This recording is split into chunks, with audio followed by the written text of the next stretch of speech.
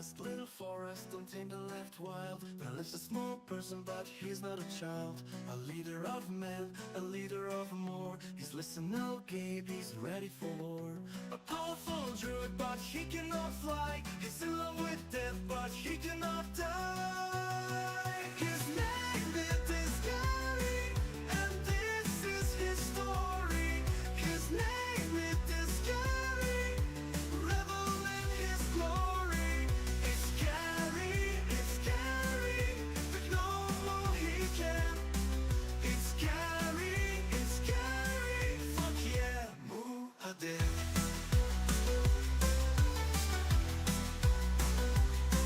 His name is Gary, and this is his story. His name is Gary, revel in his glory. It's scary, but no more he can. It's scary, fuck yeah, move a dick.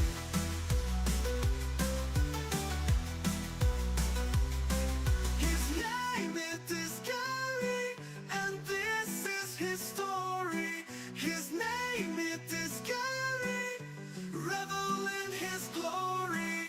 It's scary, but no more he can. It's scary, fuck yeah, move a dick.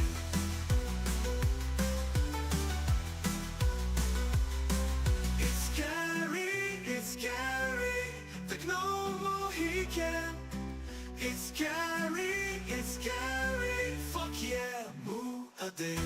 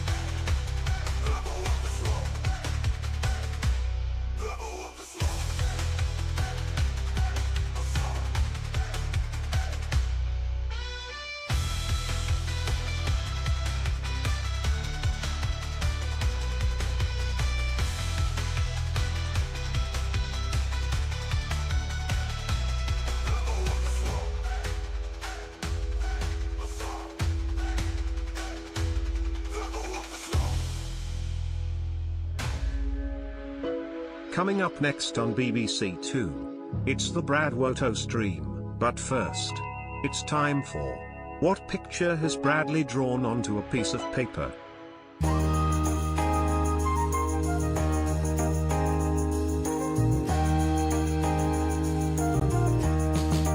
Activating combat mode.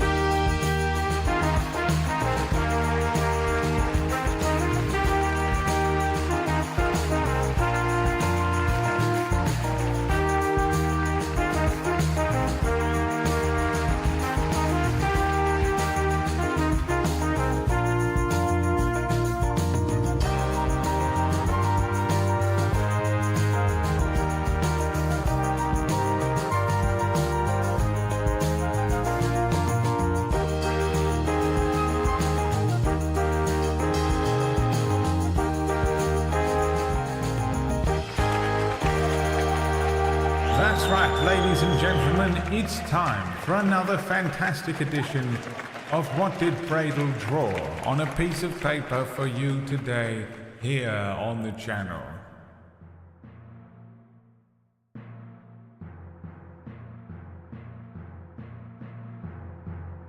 This is the music for it. Tough man. You fixed the YouTube notification. It was so much effort. It was unbelievable. I still haven't quite figured it out.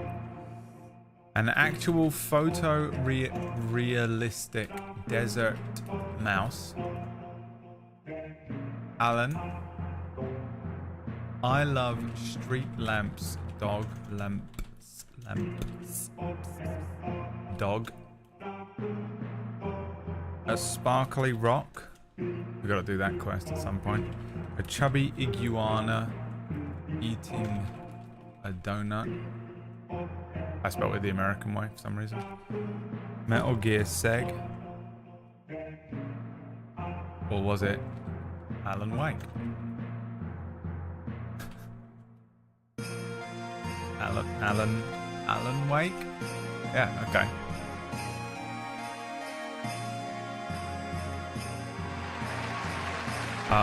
So yeah, I fixed the YouTube thing by I had to create a custom ingest. And then you still have to do some really weird stuff with like unprivating the live stream. But I figured it out, so finally it works. It's still kind of annoying to do, but it was quite annoying to figure out. But I did it.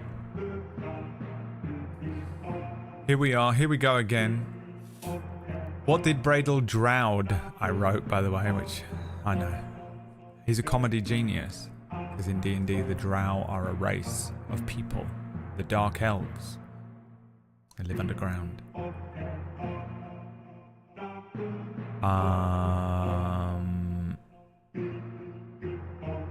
Took yesterday off.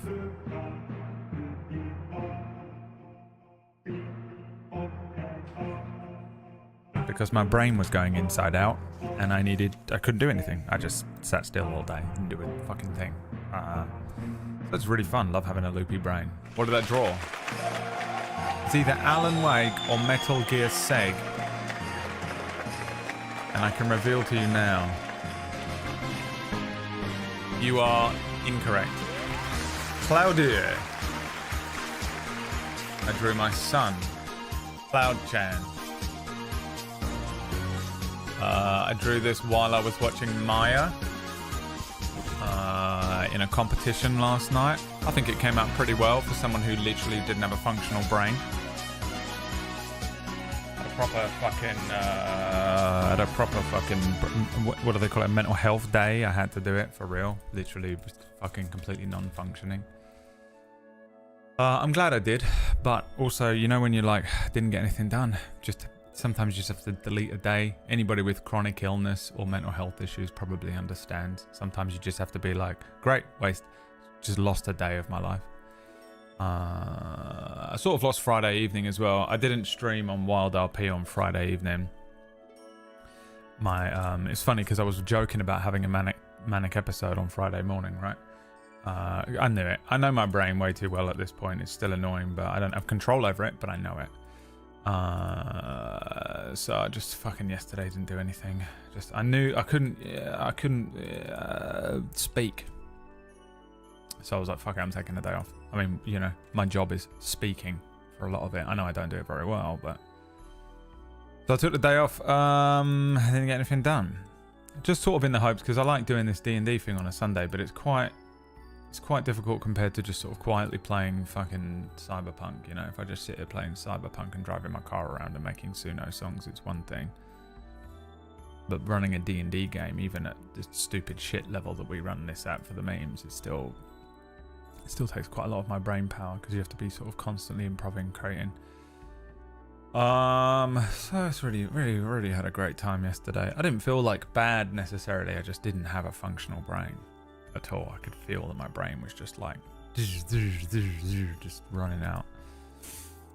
What did you do yesterday? This fucking Seg song. Tell me this Seg song doesn't sound like... it sounds like Naruto. You know?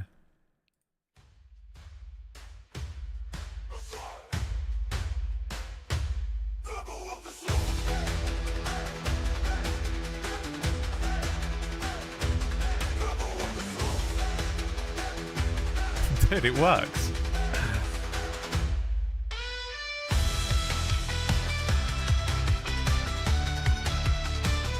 Oh. Let's go, dude.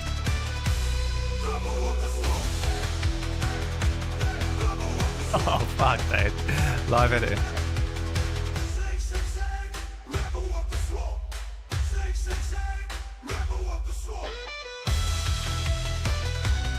It sounds like they're saying Devil of the Swamp, right? This is Rambo.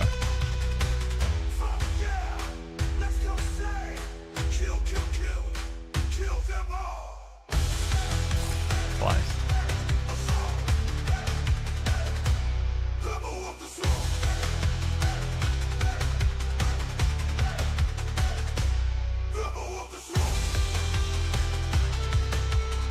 I almost want fucking Gary to die again temporarily just so that we can justify using this song again for when Seg goes fucking pops off. Alright, should we get into it? Let's play a little bit of Twitch Plays D&D. I need to quickly update le title, je m'appelle le title, je suis le title,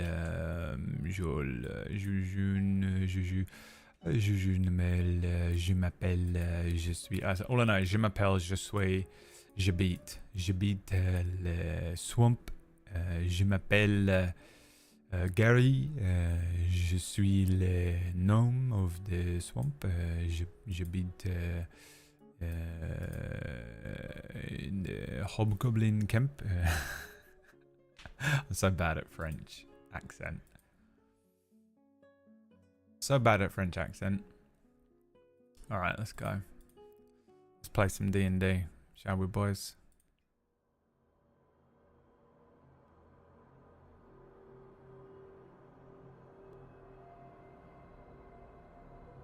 Under a tiny world will take a person only a matter of weeks to travel from one side to the other. Once a lush, verdant planet, Rixander's rain had stopped falling. What had stopped it? And how? Was this something to do with the warring empires? Was it a new unknown threat? Or perhaps it was the new major tech and steam-powered technology from the Hutchtan matriarchy or Kosus Reinti. Long ago, the world was treated as an experiment by the gods. They were trying to discover the most powerful species they could make. Just a fun game for them became our world as we know it, in the finals of the Kraven trials. Humans faced off against gnomes. The humans won. In a final test, the gods pitted the humans against the dragons. The dragons tore the world apart, destroying any semblance of society. Now, after 1,000 years, the mans have rebuilt. Two great kingdoms, constantly at war. And between them, the last forest. The only place of green in our dying world. And inside that forest, the last gnome. My name is Gary, and this is my story.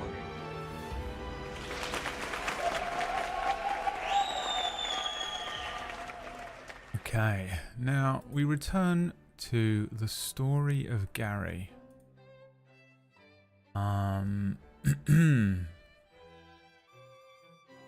All these years we've called ourselves humans while in truth we were humans. Gary is level 3. So the first thing we need to do is level him up today. He has got... Oh, is he level? Has he got another? He had 700 XP added on from this point, right? So he has, what's the next XP level? XP level's 5A. 2,700 is what he needs now. So did he gets another 700 on top of this 800, or was I just mistaken?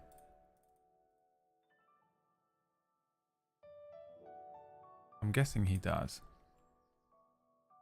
Right? Because otherwise, why would I have said that?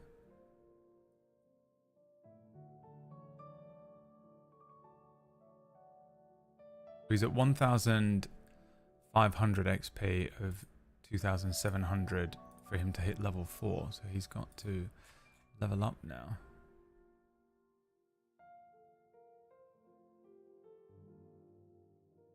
So he's going level 2 plus 1 to level 3. Roll some HP, Gary. 7 HP. Johan, thank you very much. The first sub of the day. Remember, every sub that comes in during D&D goes towards the wheel spin, which will have a random effect on Gary. And you can, if you come up with any good ideas for a thing that we can add to the wheel spin, let me know. We might add them on. At the moment, it's encounters, potions, items, magical items, boss battles. Next rolls being 20 or 1. A trap, a teleport, 25% total XP. Wild magic, apply a condition suddenly, curse him. A Deus Ex Machina, a full heal, recovering his spells. Any other stuff we can do as well. So, so he gets what? He's not multi-classing. He's a Circle of Dreams druid, right? Don't know what that means. So he just gets more spells, does he? Is that what it is? You can add 4 new spells. Oh, he's got level 2 spells now. All right. Let's add. Okay, let's see. /1d2. This is what this is how we're gonna do it. I'm gonna roll a d2 4 times, and that will determine which level spells we add. 1 level 1, 1 level 2, 2 level 2, 3 level 2. So we're gonna add 1 level 1 spell and 3 level 2 spells. 1, 2, 3, 4. Well, actually, it's just this, isn't it? 1, 2, 3, 4, 5, 6, 7, 8, 9, 10, 11, 12, 13, 14, 15, 16, 17. 1d17, a 12. 1, 2, 3, 4, 5, 6, 7, 8, 9, 10, 11, 12. Protection from evil and good is the spell that Gary has gained. Yeah, I remember, Gabe. A first level spell, 1 action, touch. 1 willing creature you touch. Until the spell ends, 1 willing creature you touch is protected against certain types of creatures. Aberrations, celestials, elementals, fae, fiends, and undead.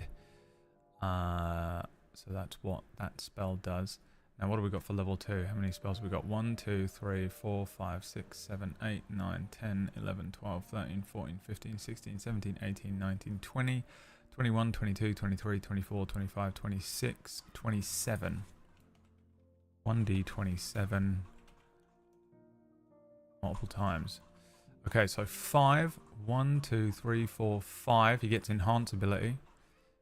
20, 24, 27, 26, 25, 24. Warding wind and healing spirit are the spells he gets.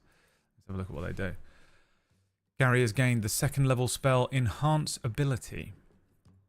Concentration spell. You touch a creature and bestow upon it the magical enhancement. Choose one of the following effects. The target gains that effect until the spell ends. Bears endurance. The target gains advantage on con checks. It also gains 2d6 temporary hit points, which are lost when the spell ends. Bull's strength. The target has advantage on strength checks, and his or her carrying capacity doubles. Cat's grace. This is very unprogressive of D&D, isn't it?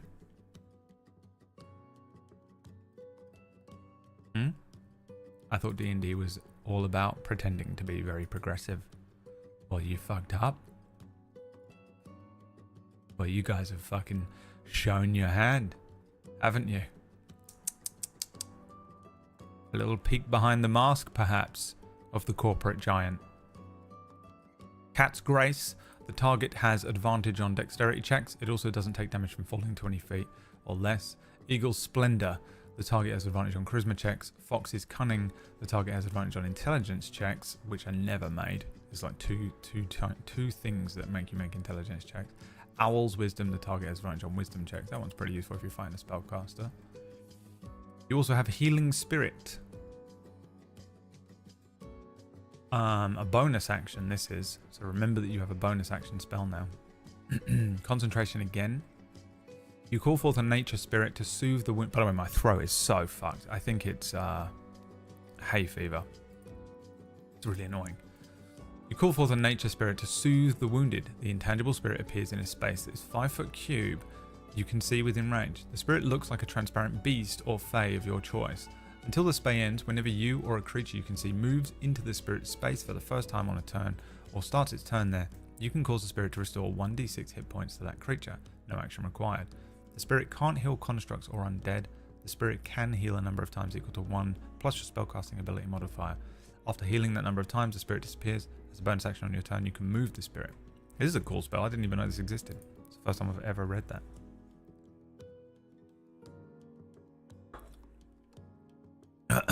Warding wind. Warding wind. Concentration spell again. A strong wind, 20 miles an hour, blows around you in a 10-foot radius and moves with you, remaining centered on you. The wind lasts for the spell's duration. The wind has the following effects. It deafens you and other creatures in its area. It extinguishes unprotected flames in its area that are torch-sized or smaller. It hedges out vapor, gas, and fog that can be dispersed by strong wind. The area is difficult terrain for creatures other than you. The attack rolls of ranged weapons have disadvantage if the attacks pass in or out of the wind. Okay. Very specific spells that you have gathered and added.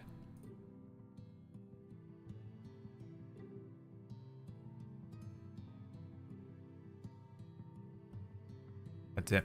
So Gary has just gained spells. That's what he's gained here. I need to update his spell sheet.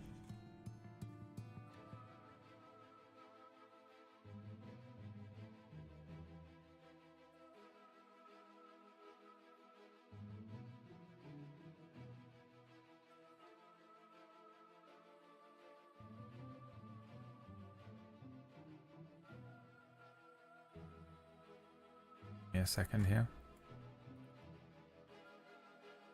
This is why you prep before your games, GMs. Notice the difference, by the way. Does anybody notice the difference between me having to completely live create everything as I go? The maps, update little fucking handouts and shit like this, generate artwork and sometimes music, versus how fucking brilliant, how fucking unbelievably good the quality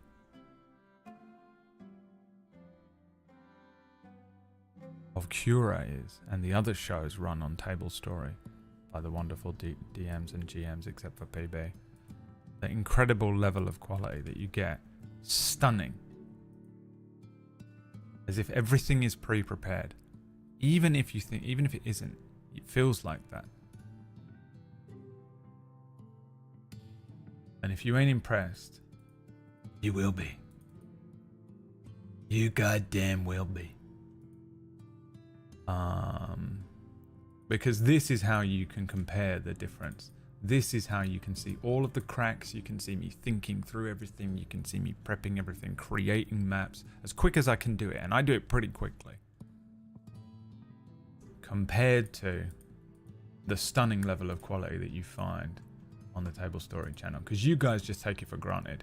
You guys just fucking click play, show up at the live stream, watch this thing and you're just like, wow, that was really good, but have no idea quite what you're watching. And I know that you guys have no idea quite what you're watching because most of you aren't content creators, so you just watch Star Wars and you just think that the fucking, oh wow, the TIE fighter flew by and that's it, and that it wasn't an enormous amount of effort one way or the other from a team of people creating things. And I also know that even if you are creators, you think that it's just a fucking simple little click of our fingers, because we get messages all day from people saying, what software do you use? What fucking, what cameras have you got? Where did you get your music from and stuff? And they don't realize that it isn't just a button that we're pressing. Every piece of music, every sound, every piece of artwork, it's all treated. Everything is meticulously handcrafted by whoever is running the show. And it isn't a matter of just getting a nice Go XLR. It's the person who is spinning those plates at such a high fucking level of quality that you will never match it. And that is why Table Story is the best, will always be the best. And you guys should head over there right now and subscribe while I'm uploading this character sheet. It's not working for some reason, and it's winding me up. It's causing me to have to keep doing this rant to fill time. I'm having to keep ranting to try and fucking fill time, which is really annoying because it's making me seem like such a stuck-up prick, which isn't my intention, even though everyone thinks I am anyway. Let me just figure out what's going on here.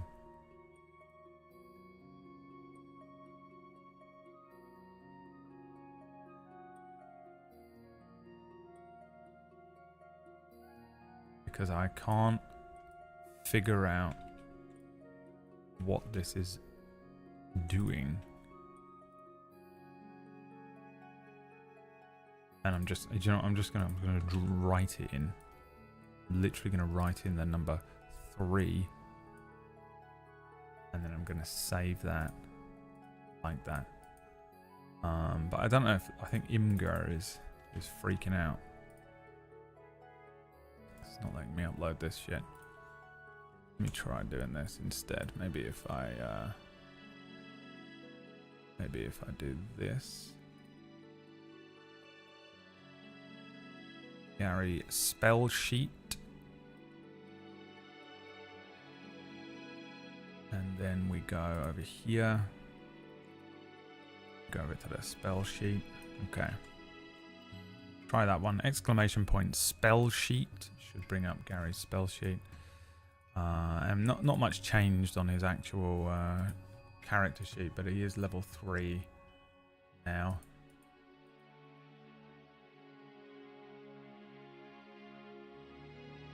So I quickly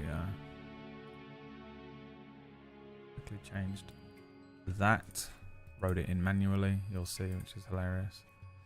Okay, all right, we're rolling now. So you have these extra spells. You've got 4 first level spells that you can use, 2 second level spells, spell slots that you can use. That's your mana points. And I apologize if I'm not making any sense today. I am mentally suffering because I'm coming off of some medication at the moment, and I'm slowly tapering it back. So every other day I fucking feel completely loopy, and even though I'm trying, like my brain just doesn't work sometimes. I've noticed that while I'm speaking, sometimes the words that come out of my mouth are completely different words.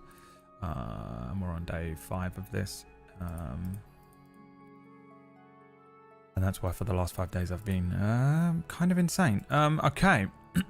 So last time, and thank you Lilies for the sub, even though I said subscribe to Table Story, I appreciate the subs here. Subs here will net you a spin of the wheel, but let's catch up on what happened with Gary in the last episode. So pretty much what happened last time is that Gary and Seg and the Bullywugs and the Lizard Folk decided that they would go and entreat and visit with the Hobgoblins. The plan here is to unite all of the sentient creatures of the swamp to face off and defeat Rindor the Calm, the dragon that lives in the swamp. That's the plan. Gary and Seg have rallied the Bullywugs together and the Lizard Folk together, and they decided the next place to go would be the Hobgoblins. They've also got the Orcs, Gnolls, and Trolls to visit. Gary and Seg and the Bullywugs and the Lizard Folk travelled to the hobgoblin encampment. On the way, however, Gary was turned to stone by a lighthouse, a magical lighthouse that was shining a light. And if anybody looked at the light while it turned, they would be turned to stone, which is what happened to Gary. Seg saved him by using the Gorgon lens. He managed to sort of break the lighthouse and acquire the Gorgon lens, and then reverse engineer the effects of what happened to Gary. Then Gary approached the hobgoblin camp and offered them 15% of the dragon horde for joining, and they accepted. The hobgoblins, being very battle inclinated, they want to get into fights. They want the thrill of battle. The thrill of battle is what they're after. So instead of fighting Gary, Gary said that they would all join together and fight with a dragon. The hobgoblins accepted under the conditions that A, they get to fight, and B, when it is all said and done, 15% of the dragon horde will go to the hobgoblins. With some good checks from Gary and persuasion checks and negotiational checks, Gary successfully convinced the hobgoblins to join. So Gary now has a hobgoblin swarm, a lizard folk swarm, and a bullywug swarm. These represent a group of multiple NPCs that are on Gary's side. So that's how the swarms work, because otherwise I have about 500 tokens to have to deal with and I won't be able to handle it, and I'll have a mental breakdown. Oliver, thank you for the 33. How are you doing? Shadow, thank you so much for gifting towards the wheel spin here. Gary, Seg, and the other named character, Kravuzal the Violent, as well as the hobgoblins, celebrated over the evening. They had a good time of revelry, and Gary leveled up in that time thanks to a wheel spin. You got a 25% additional XP wheel spin, I think twice, right? As well as gaining the XP for defeating Kravuzal the Violent. I always think it's fair that in traditional D&D games you get XP by defeating creatures. I think if you defeat them with a persuasion check, that counts. Do you know what I'm going to do right now before we spin this wheel? Is the thing that I keep forgetting to do, which is I keep not turning down the fucking spin noise. Right? Let me just create a spin noise now. Because the spin noise is so loud for the wheel spin that it is just unbearable to me. So we need to get, let me go. All I need is a tick sound, tick-tock sound. A tick-tock. Goes the clock. Audio jungle. Louder. Audio jungle. Louder. Alright, a tick sound. Audio jungle. That's it. There we go. That'll do. A timer tick is what it's called.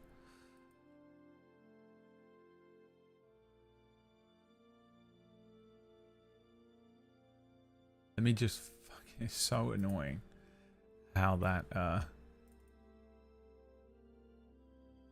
how loud that fucking thing is every time. It stresses me out. So I know that you're like, we want to play the game, we got a wheel spin the wheel. You just have to wait a second. All right, just shut the fuck up. All I want is one of them, one. And I want it to be fucking way quieter. Maybe even quieter than that. And then I want to export that noise into short. This will do. Call it the tick edit. Now if you end up fighting a huge tick at some point, like a blood-sucking tick, This might confuse me. Okay. Now let's see if I save this. If this sounds horrible.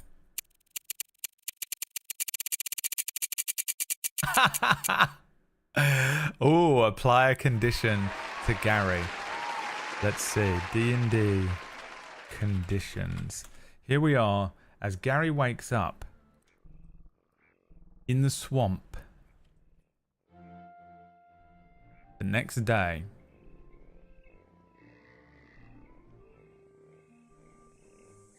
But during the night, he slept funny. Right? He slept funny. That's what he did. We're going to apply a condition. Now, if he's petrified again, I swear to God. 1, 2, 3, 4, 5, 6, 7, 8, 9, 10, 11, 12, 13, 14, 15. There are 15 conditions. We're going to roll at random. 1,000. I put the wrong thing in. 1d 15, please. Oh my God. 1d 15. 12. So that's 15, 14, 13, 12. Okay. The condition that he got is that he's prone. Which just means he was laying down. So he just wakes up and he's fine.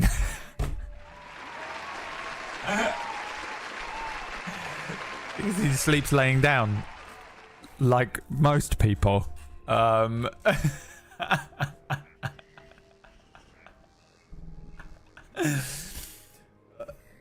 It's hilarious. That cost 10 subs. That cost you 10 subs, which I'm sure will help incentivize you to give me more money. This, of course, being the only way I'm earning any money through Twitch streams at the moment. So that's hilarious. Gary wakes up prone, as he does every day, and then gets out of bed completely fine. He steps outside to find that the bullywugs, the lizard folk, and the hobgoblins are... Let's see if they're getting along. Let's see if they're getting along. I think 1d2. If I roll a 1, they're not getting along. These are groups of creatures that are loyal to Gary, but it doesn't mean they're getting along, right? Let's see if they're getting along today. They're not getting along. There's been some disagreements in the night. And let's have ChatGPT back up GM me here. ChatGPT, in my D&D game, characters have some lizard folk, bullywug, and hobgoblin followers. Create some roleplay hooks as to why these followers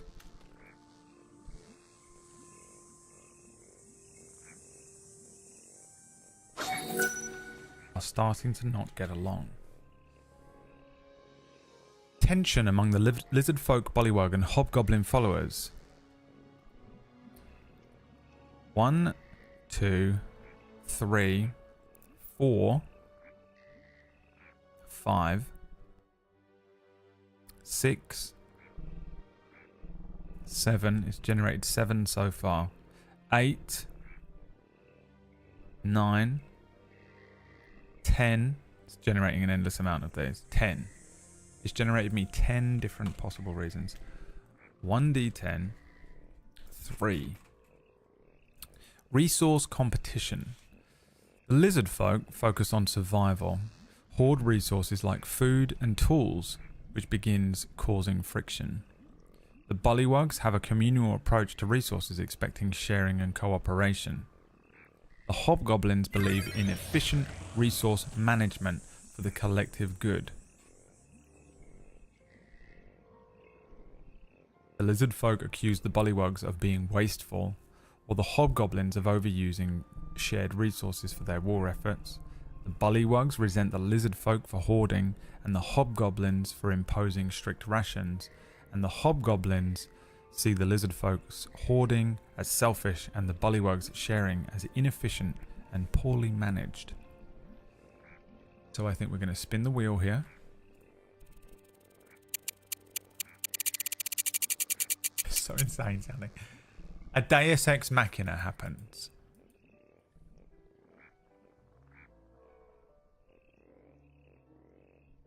What is that Deus Ex Machina? What is the Deus Ex Machina here that happens? Considering the lizard folk, the bullywug, and the hobgoblins are looking like they're about to start fighting. They're about to turn on each other, and it's creating conflict and friction among the groups over resources. What happens here as a Deus Ex Machina in the writing of the tale of the Legend of Gary? A meteor filled with resources lands next to everyone. A huge feast appears. Gary gives a speech about their traits being from their lizard dragon genes and unites them. Gary blesses them with the power of friendship, bonding them together as one.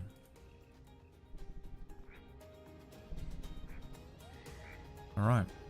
Any more? The next group we need to get to show up with friendly resources. Show up friendly with resources. Gary sings a song and everyone is okay again. Gary glows bright and an unknown voice says, I will give you loaves of fishes, and then it appears. Jesus Christ appears. Gary divides up the resources and somehow doubles them. Alright, that's all we can fit on the vote screen here. Choice is yours as to what Deus Ex Machina happens here. You vote 1 for a meteor filled with resources landing next to everyone. 2 for a huge feast appearing. 3, Gary gives a speech about their traits being from their lizard and dragon genes and unites them. 4, Gary blesses them with the power of friendship, bonding them all together as one. 5, the next group we need to get to show up friendly with resources, not a sentence. 6, Gary sings a song and everything is okay again.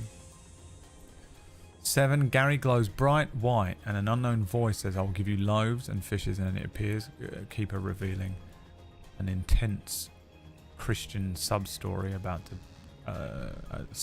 what is it called, like a fable? A psalm. Or 8, Gary divides up the resources and somehow doubles them. Are the options. Or the Deus Ex Machina that happens here.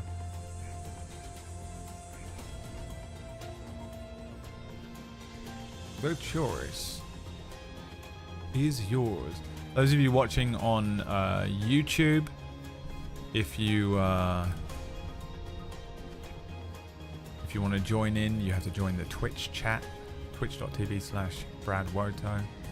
But I know that there's almost no one watching on YouTube every day. You guys are all VOD watchers, so YouTube VOD watchers, I appreciate you. You guys are the ones that actually provide me with a small, like £2.50 a month in ad revenue, and I appreciate you for watching the VODs. As a Jew, I'm fascinated by Jesus' parables. Jesus is in the Jewish faith, isn't he? I don't know anything about any religions, so I'm not that guy.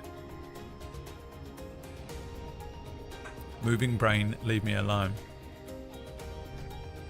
No, there's no excuse for you to be writing in foreign language, and there will be whenever you write one of these things in, and I copy paste it into the poll here, there will be a punishment for the fact that it's foreign.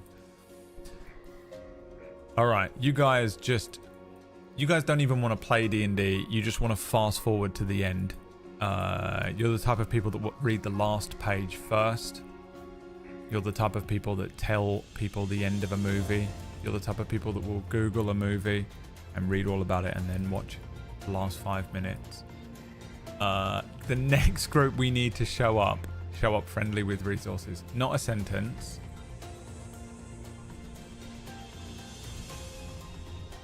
Okay, so which group is that? Because that is either the orcs, the gnolls, or the trolls. So I'll roll a D3 here. The orcs. Suddenly, I wonder if I can get Suno to create me an orc theme. So I've got some new Gary songs that I would like to. We've got some combat songs that I created just to stop myself. It literally just stops me from being fucking DMCA'd every single fucking Sunday. Orc theme, tribal, percussion, low tempo, and then I'm going to put in the word swamp. Theme of the orcs. This D&D game is brought to you. 60% of it, 60 to 70% of this D&D show, the AD here, the assistant director, is just AI. I have a second GM that is quite literally just AI. Theme of the orcs. Oh. Why are they funky? I mean, have they got sunglasses on? Maybe.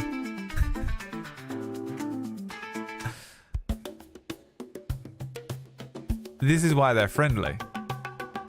They're like dude orcs.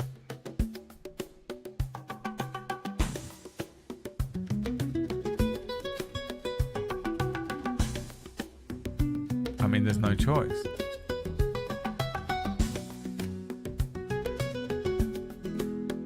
Which one do we want? This just sounds like an advert. You know? New Activia Bio Yogurt.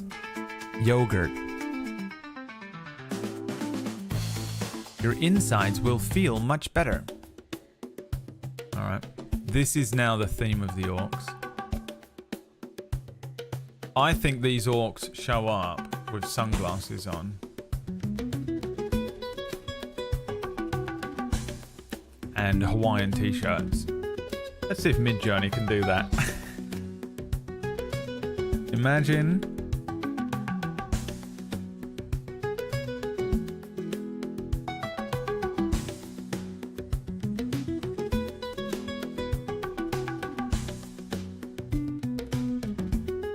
fun character art of an orc in Hawaiian t-shirt with sunglasses on. Let's see what it comes up with. Because I did actually have a token for the orcs prepared. Because I knew they were going to show up at some point. But I think this doesn't suit their vibe anymore. I think that they're like surfer dude orcs.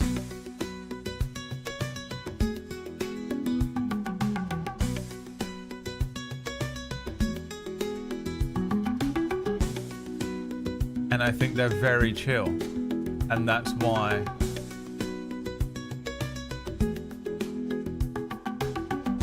they literally just show up with resources for you, right? Because it doesn't make sense why they would just show up with all of the resources you need. Oh.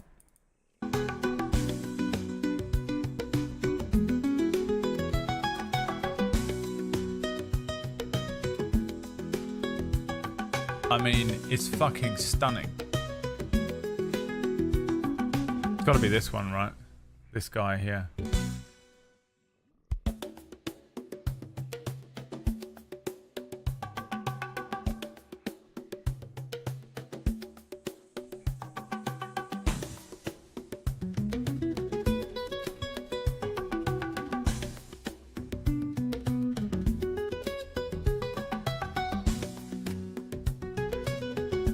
I'm just making a token right now.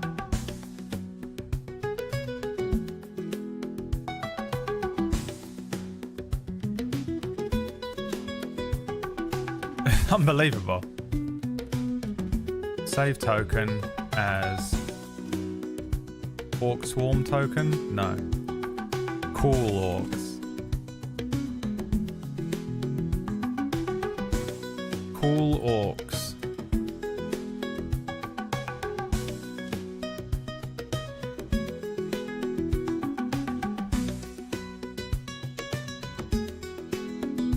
It's Wax Steven on holiday.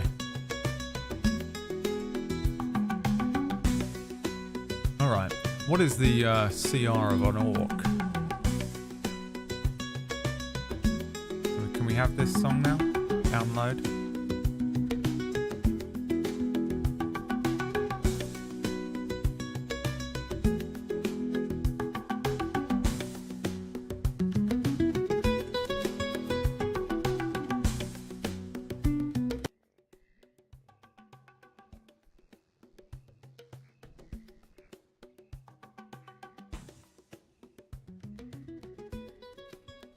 So a normal orc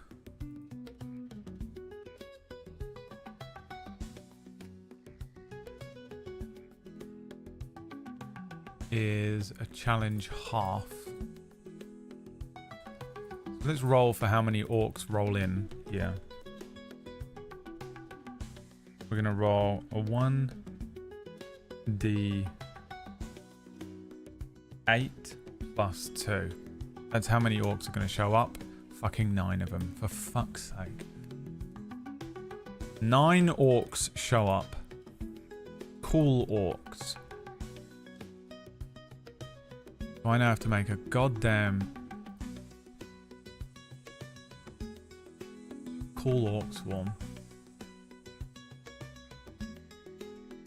Create the NPC. Cool orc swarm. What are we looking at? You know what? I'm going to do what I did last time, which was open this in another window.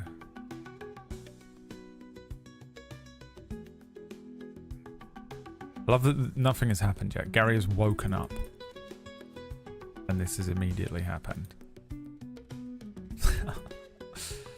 Okay, orcs have 15 HP. No idea what 9 times 15 is 135 HP.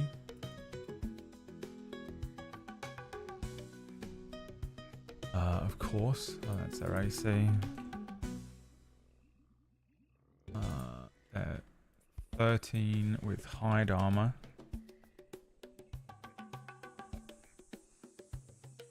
Hawaiian shirt.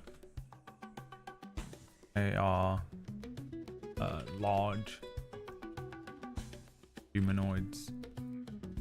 They have a speed of 30 feet. They have a strength of 16, a dex of 12, a con of 16, an int of 7, a wisdom of 11. And the charisma is usually 10, but I think for these guys it's a 14. They have proficiency in performance. They have proficiency in... that's it. They have dark vision up to 60 feet. They can speak common, orc. Okay. Now they have a move called aggressive, but I don't think these orcs do. I don't think these orcs do. I think these orcs have a move, an ability called cool.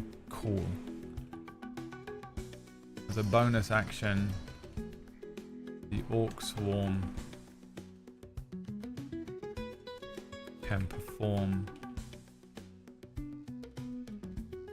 a K-pop dance with perfect choreography.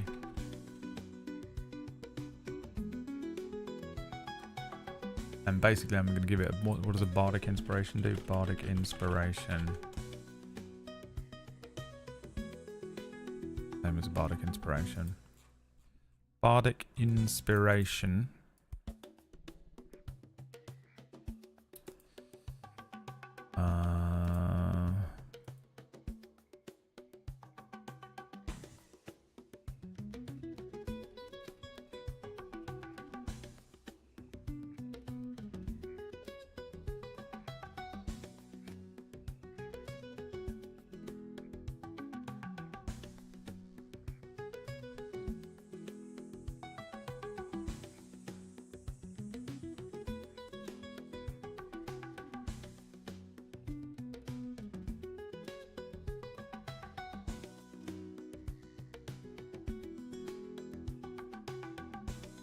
As a bonus action, the Orc Swarm can perform a K-pop dance with a perfect choreography. I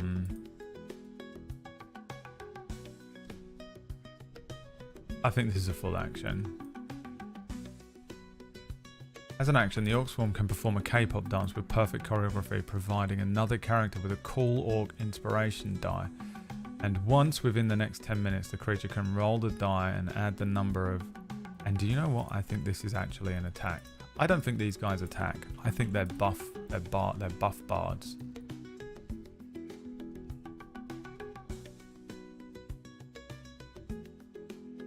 Give them a bunch of buff stuff. They don't fight. They're pacifist. As an action, the Orc Swarm can perform a K-pop dance with perfect choreography, providing another character with a cool Orc inspiration die. And once within the next 10 minutes, the creature can roll the die and add the number D6 die. And once within the next 10 minutes, the creature can roll the die and add the number rolled, one ability check, attack roll, saving throw it makes. Multi-ability. And here's what it is. And here's what it is. Multi-ability. The cool orcs can perform one dance and one song per turn, right? And we're going to give them 2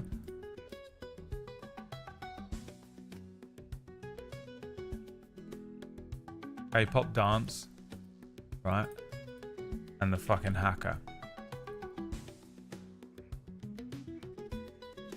Now the hacker needs to be the other fucking bardic inspiration thing. The distraction one, what's that called? Bardic, cutting words. Is that what it's called? Cutting words. And a creature you can see within 60 feet of you makes an attack roll, an ability check, or a damage roll. You can use your action to spend one of your bardic inspiration, rolling a bardic die and subtracting another roll from the creature's roll. Okay, so we just need to change that. Staring directly at a creature that you can see within 60 feet of the orcs. You intimidate that creature.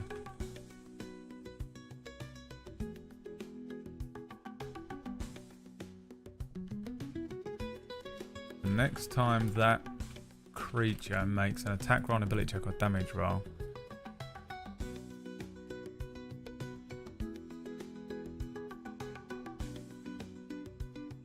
they roll a d6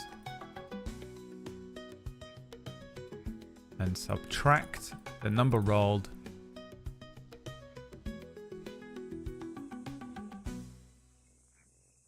from that creature's roll. Staring directly at a creature you can see within 60 feet of you, you intimidate that creature. The next time that creature makes an attack roll, an ability check, or a damage roll, they roll a d6 and subtract the number rolled from that creature's roll. Okay. Now we need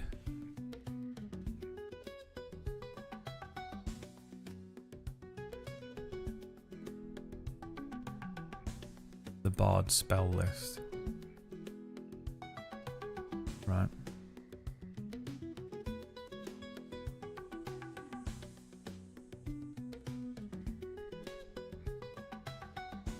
Basically they need Charm Person and Dissonant Whispers. No, they don't need Dissonant Whispers. They need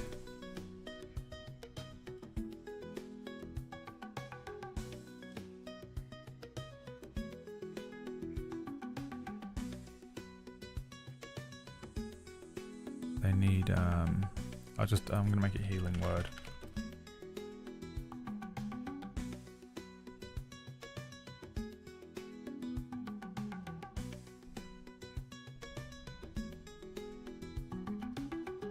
Charming song. Attempt to charm a humanoid you can see within range. You attempt to charm anything. And I mean anything. It can be a fucking plant. It can be a fucking chair. You can see within range. It must say wisdom saving throw. And this is a DC... what would it be?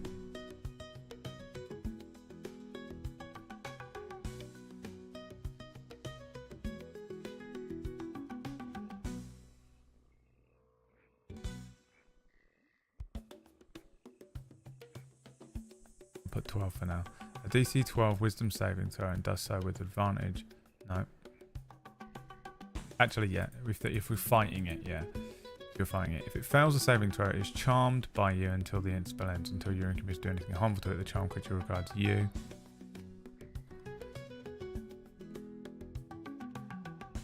As a friendly acquaintance. When the spell ends, the creature knows it was charmed by you. And then healing song.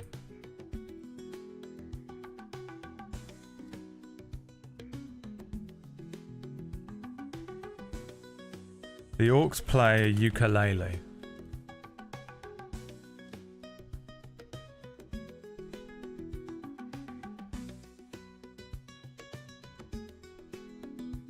The orcs sing a lullaby. Actually, no, that would be the sleep spell, wouldn't it? The orcs sing... What song does everyone love?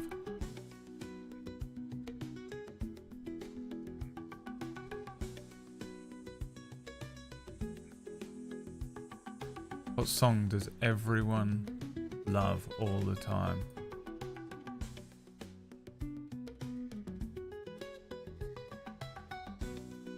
The orcs sing Hey Soul Sister. You attempt to charm... The orcs play ukulele. A creature of your choice that you can see within range regains hit points equal to 1d4 plus 2.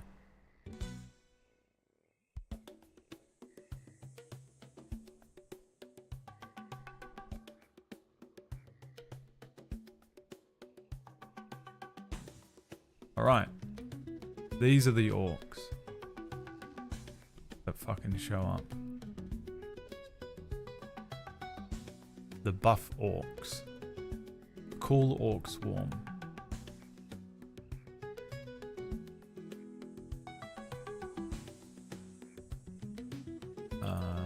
They have 135 HP.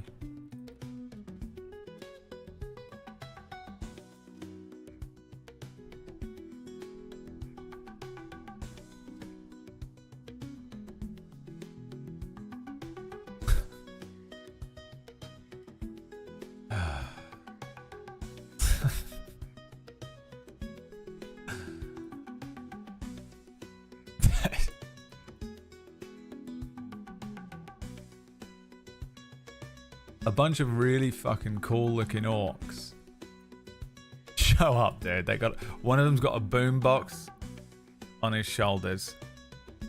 Another one is carrying underneath his arm like 2 picnic baskets. You know, another one's got like a bunch of volleyball shit that you play at the beach. Another one's playing a ukulele. All of these orcs have sunglasses on and Hawaiian t-shirts. And they're like humming a little song as they go along. And they're chill as fuck. They place down the stuff and they open up, crack up. Suddenly there's Bud Lights. Because this is fucking D&D, right? They obviously drink Bud Light. There's fucking food. And resources. They open up one of the and just resources that everybody needed. The hobgoblins, the bullywugs, and the lizard folk are all grumbling, and then they sort of slowly turn around, and this fucking perfect beach spread has appeared, and they all start helping themselves to the stuff. The orcs are passing around spliffs. They're just fucking, they're chilling. They're having a great time. They're all talking, and they all start intermingling, and everyone basically just has a great time. It completely ends all of the issues between the lizard folk, the hobgoblins, and the bullywugs, and everyone just starts chilling. Gary says to one of the orcs, "Oi, where did you come from?" And one of the orcs says, "Oh, you know, dude, we just roam around, you know, doing what we can, like, bro." Gary says, "Do you want to come with us? We're gonna take on Rindor the Calm. That bastard's breathed his last breath." "Oh, I don't know, dude. We're like pacifist and shit. Like, I mean, I don't know." And Gary says, "Well, you don't have to fight, but perhaps you'd like to come with us. You can help us out with, like, food. You know, maybe you can do a healing spell or something like that." Since this is a Deus Ex Machina, you don't need to do any rolls or anything. They just go, "Yeah, sure, whatever, bro. Yeah, we're down. Right, guys? Yeah, we're down. Whatever, bro." And you acquire an entire fucking pack of orcs.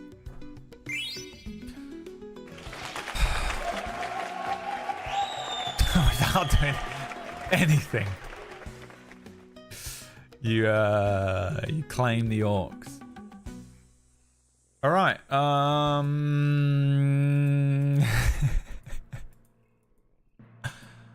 You've gained the orcs. You now have the bullywugs, the lizard folk, the hobgoblins, the orcs. You have gnolls and trolls to gather. You can.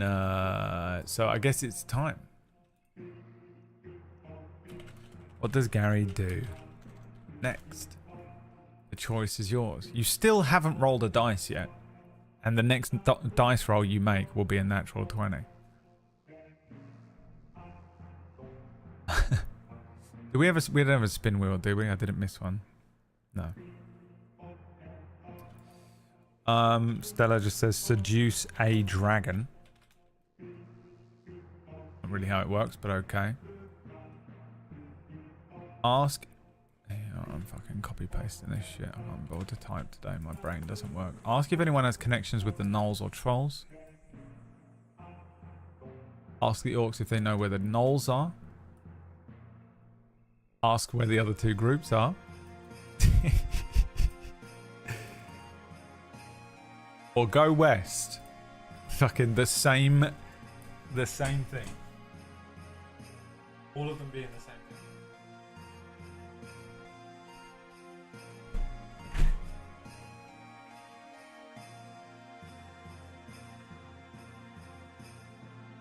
The choice is yours.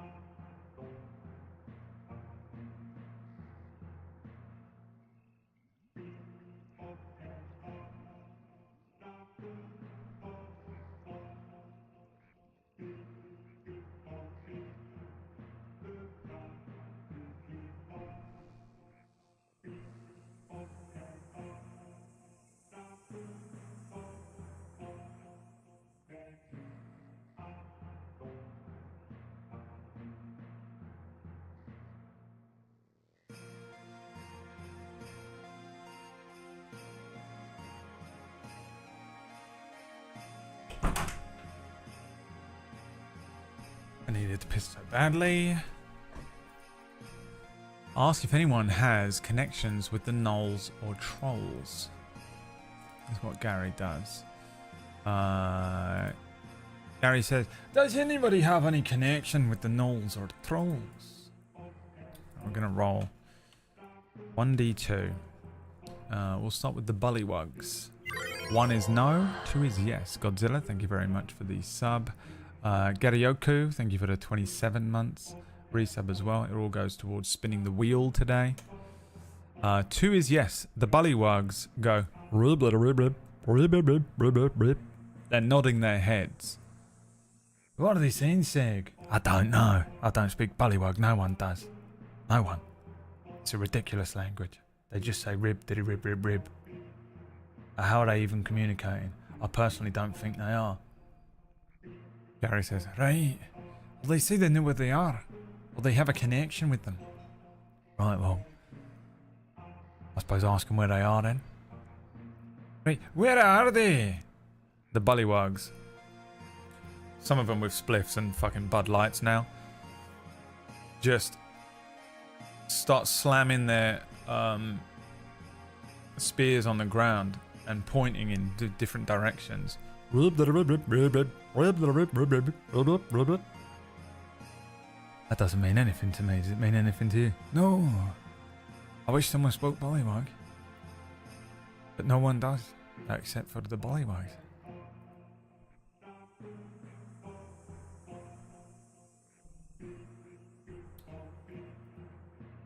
So we'll see what Gary does to that. I'll give you that. I'll give you that and we'll see what Gary does now. What does Gary do next? That's what happens. That's what happens. What does Gary do with that information?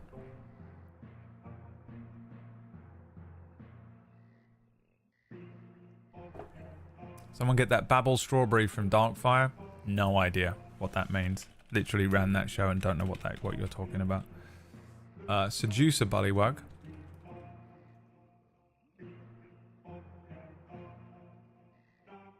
Ask them to lead you to them.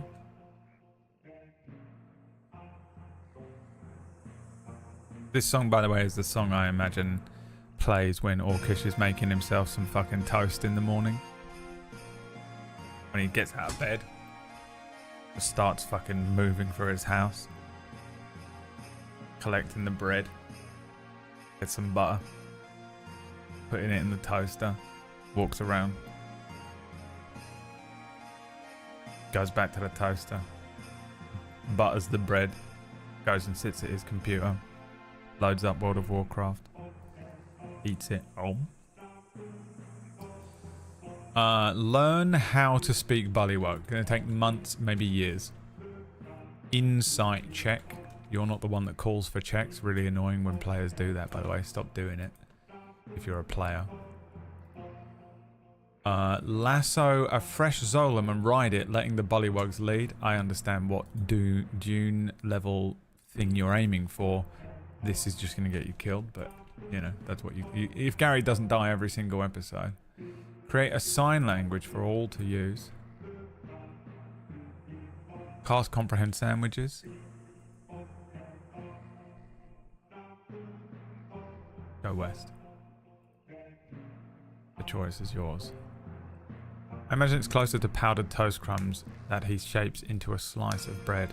I don't really know what powdered toast is. You know that's an American thing, right? No one else has that. I only know it from Powdered Toast Man in Ren and Stimpy.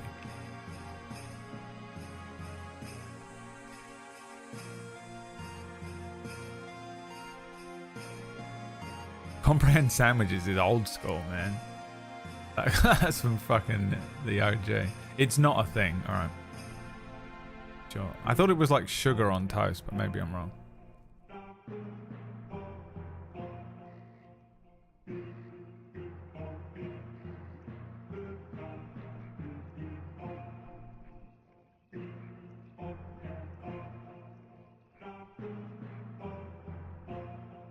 Should have had to make some toast in there.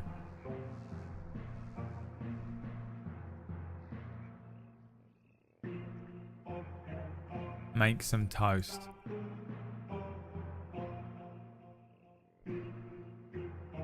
You've decided to abandon this quest that you've been working on for 2 full sessions and instead go west. Okay.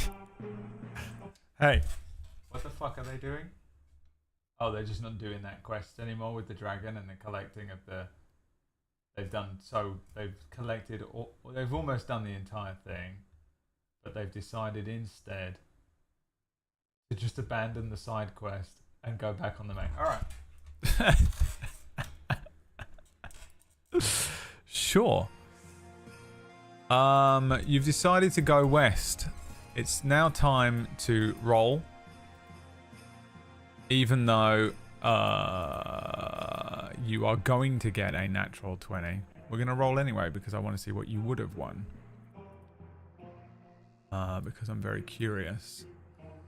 Exclamation point roll D20 in the chat. And we can take the first roll because it's the first time anyone's rolled so far. To see what you would have won. And it will pick one of the rolls at random. And that will be what you rolled. The winning roll is a 4. So you would have got a 4. Gary says, right everybody. We're going west. It's time. Out there is a desert that I must cross. I am destined to travel across the desert to the Hutchton matriarchy and destroy their magitech, saving the world once and for all. This way is west, and I know this because I just rolled a natural 20, which came from a wheel spin last week.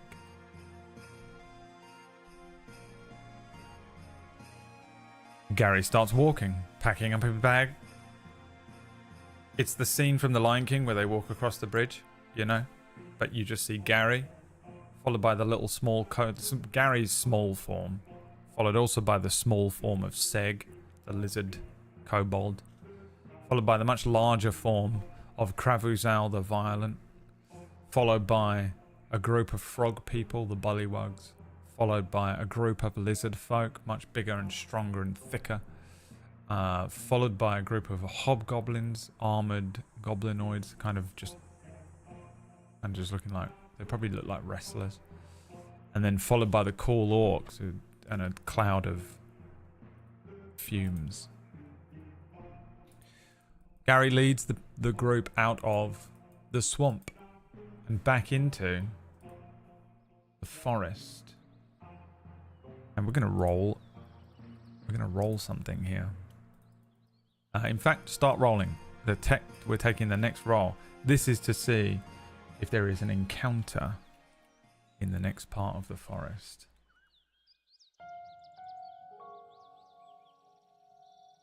You've just fucking abandoned the main quest. And you've gone out of the swamp. You've abandoned the side quest and you've gone out of the swamp.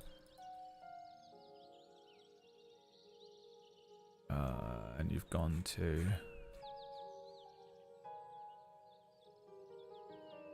back to the forest.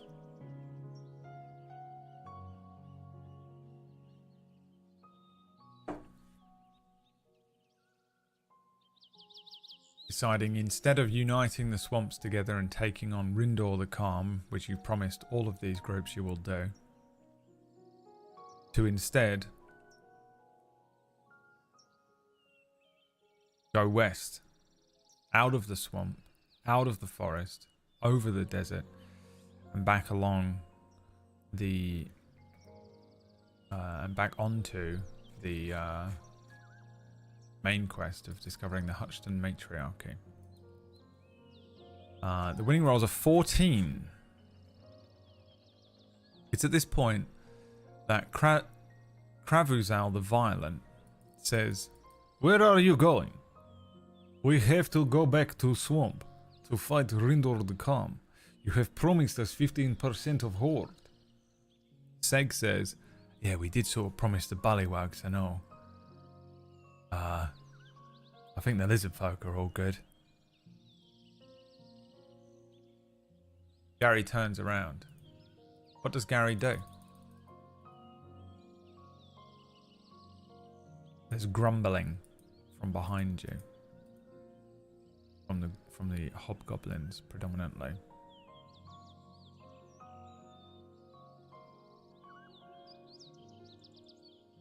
Realise you were high as fuck and just forgot. Turn back to the fucking swamp. I will end this campaign. Go west. Duel the person that dares speak against him. Try to convince them that we have to go. Sorry, thought the gnolls were west. Where are the gnolls? Go east.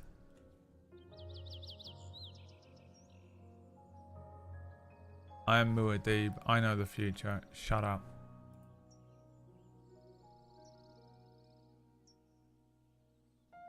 Make a dragon noise and say it's towards the west.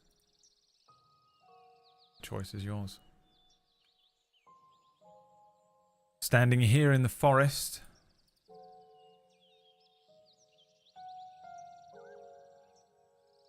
Surrounded by his followers. What does Gary do next?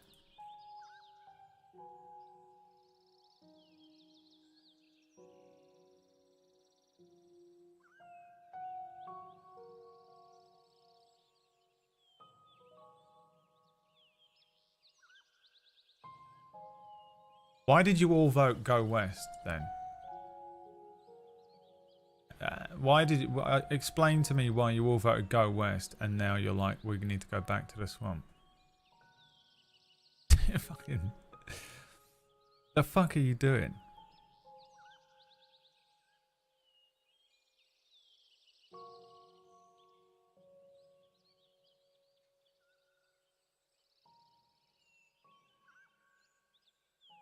Realised you were high as fuck and just forgot and turned back to the fucking swamp.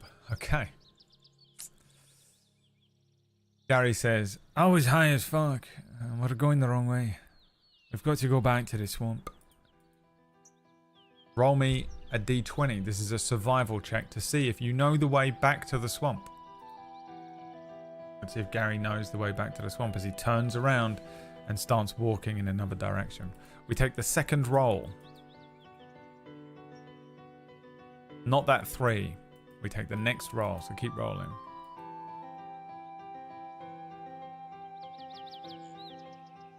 A 5. You don't. Let's see which direction Gary goes instead. 1d4. A 3. North, east, south, south. Gary starts heading south. Through the forest.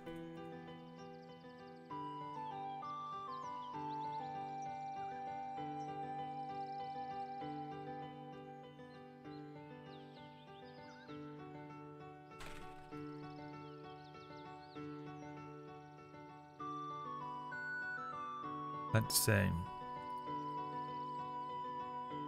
Gary, as well as everyone else that is following Gary, comes to... You know what we need?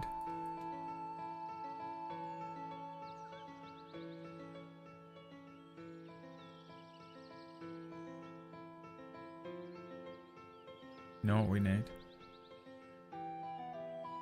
This.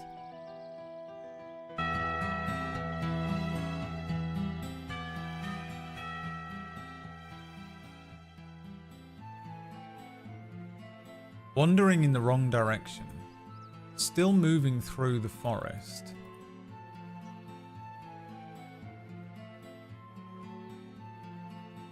Is this the forest? Yes, it is.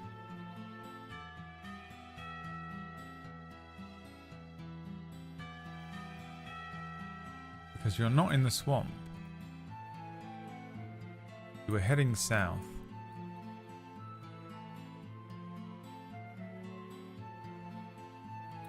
Gary stumbles into a strange section of the forest where nature itself seems to be enchanted. To pass through, and this is a beautiful comeuppance for your mistakes that you've made as a group of mentally deficit people, you must solve a puzzle. A dense, ancient piece of the forest with towering trees, thick undergrowth, and an almost mystical atmosphere. The sunlight filters through the canopy in a mesmerizing pattern, and the air is filled with the sounds of wildlife.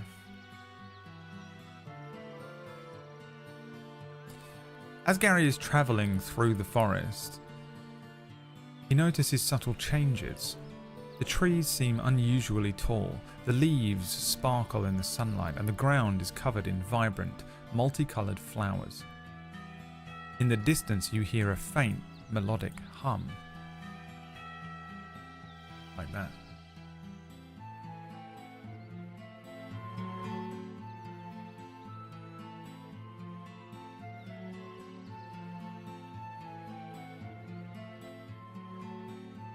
What does Gary do?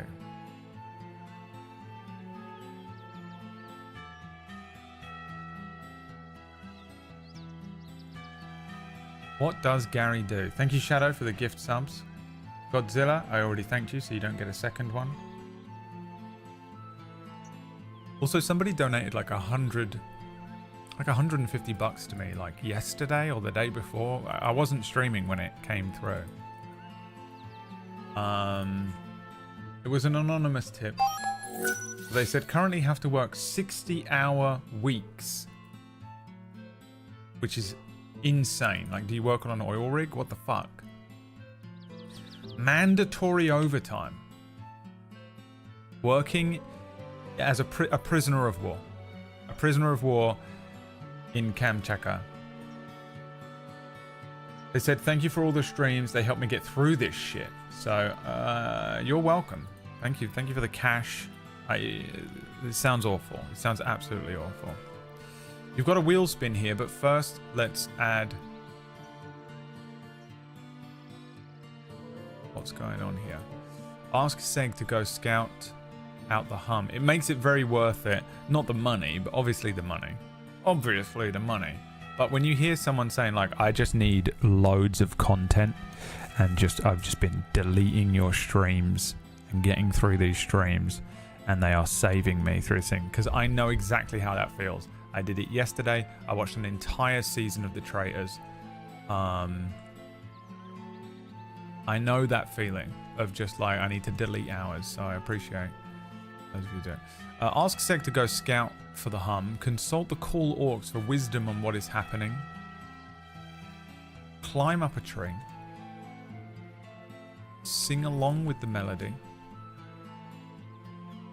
Follow the sound of the hum cautiously.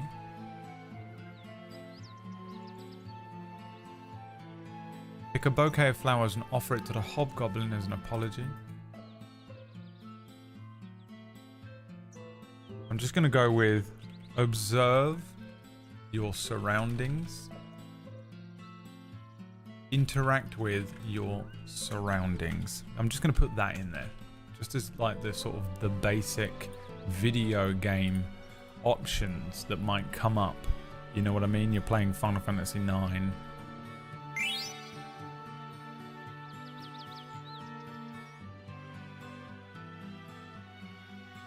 Going to put those in there just so that you have just the basic video game answers for people who might want to not go along with the rest of the chat room's insane suggestions. I think it's fair that we put in some basic options because not everybody knows how to play D&D or what's going on. Imagine you're playing Final Fantasy IX right now, but you've modded it to have the Final Fantasy VII soundtrack.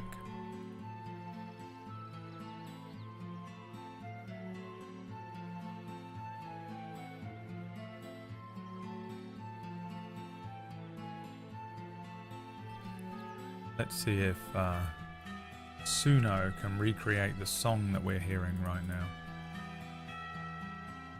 Create custom mode, instrumental, forest, whimsical.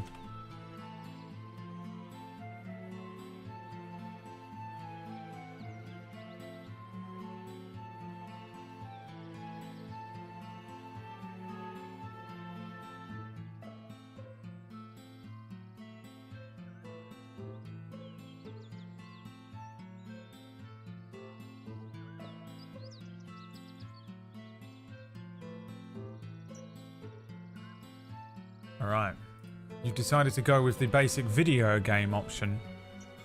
Honestly, that helps. Okay, yeah. I thought it might because everyone's very stupid. I didn't say that. Observe your surroundings is what you've decided to do. Okay. Let's have Gary perform a perception or an investigation check. What's he better at? Perception is a +3. Let's do a perception check. Everyone roll a d20. 1d20. Please. Let me hear this song that you've created for me.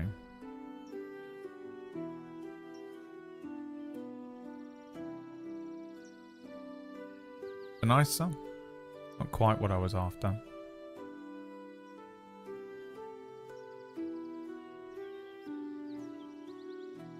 What have we got? An 11 and an 18. An 18. Gary looks around. Surrounding the clearing are various unusual plants, bioluminescent mushrooms, rainbow-coloured flowers, and vines that seem to pulse with a gentle glow. You also notice small forest animals, squirrels, birds, and butterflies appear unusually interested in the party. They act as if they want to guide the characters flying or scampering towards specific plants or trees.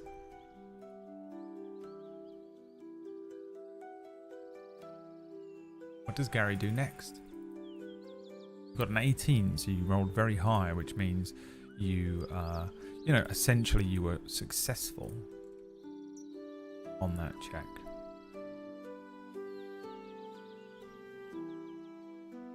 This is actually a nice piece of music. I like this. I'd use this in Cura.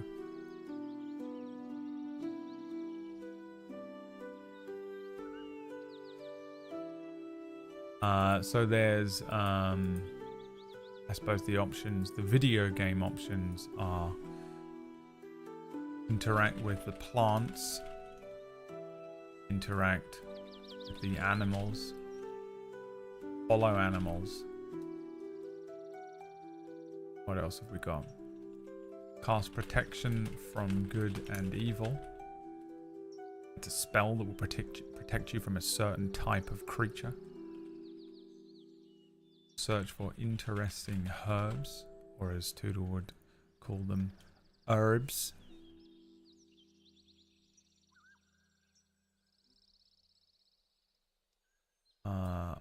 Pluck one of the flowers that animals lead Gary to. Talk to the critters. Or eat a butterfly to anger them. Are the options. This is more like it, isn't it?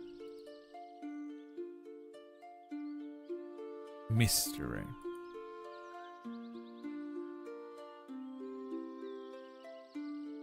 Maybe a little more mystery, please.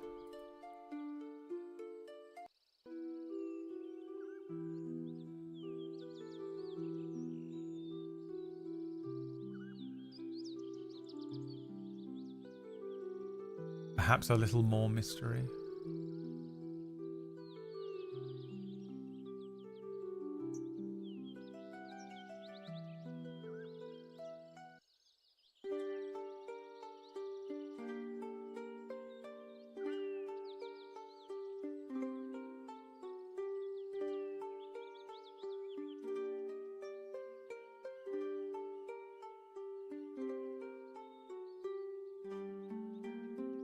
Interact with the animals and talk to the critters. So, interact with the animals, we're going to say is talk to them. Right? So what does Gary say to the critters?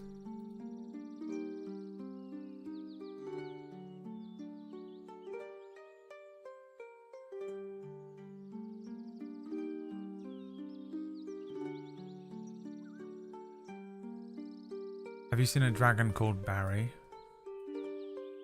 Take me to your dealer. Or What is going on here then? What do you want? What is the source of this captivating music?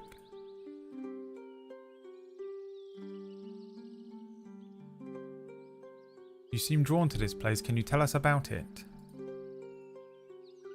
Right, there's your options.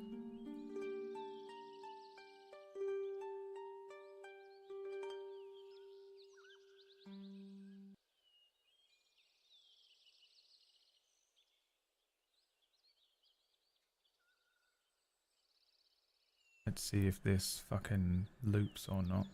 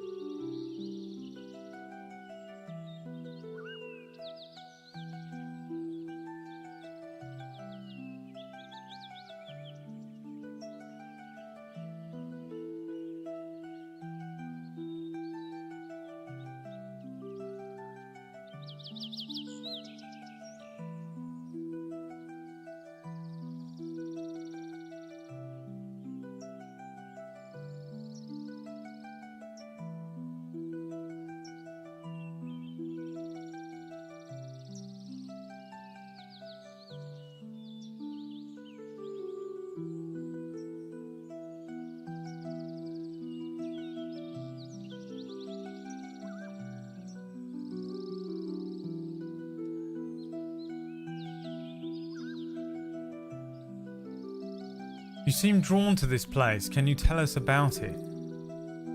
Gary draws closer to the creatures and the critters. The birds, the squirrels, the butterflies. They gather around him. And he says, "What can you tell me about this place?"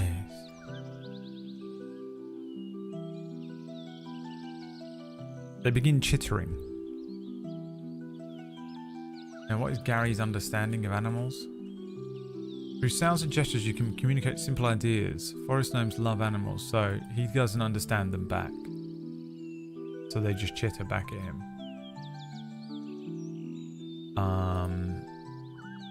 But they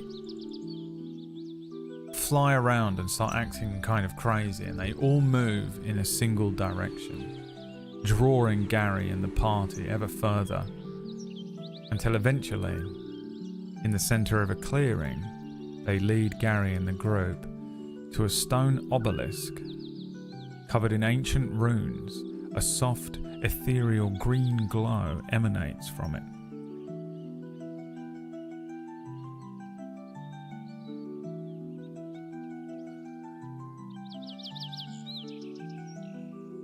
What does Gary do next? We have a spin. Are we missing a spin? Let's do it. Let's do the spin.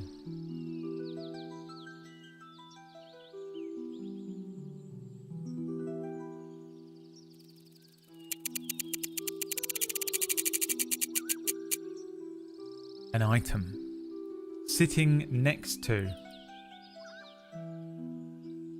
the thing is an item.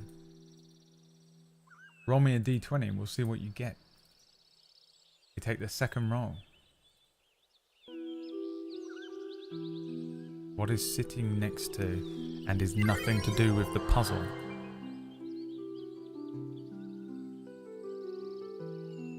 Next to this obelisk. Kimmick, thank you for the 6 gift subs, by the way. Gave us this item, whatever this item is. And Crazy Mixed Up Pup putting money towards the next spin. The 54-monther returns. We take the second roll here. An 18, a 15.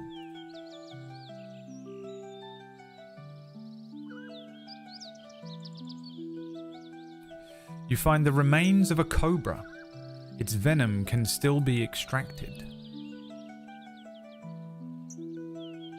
That's what you find. That's the random item.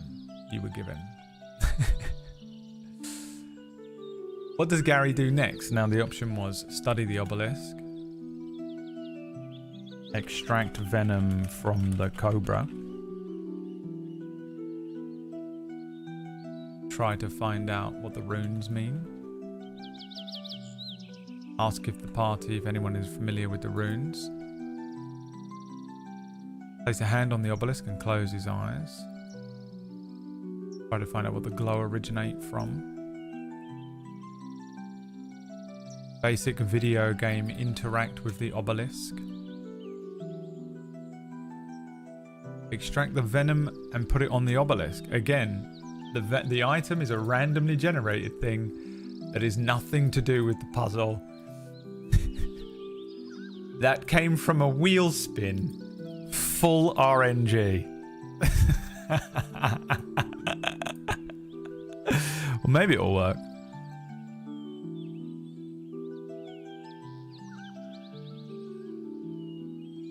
Let's see.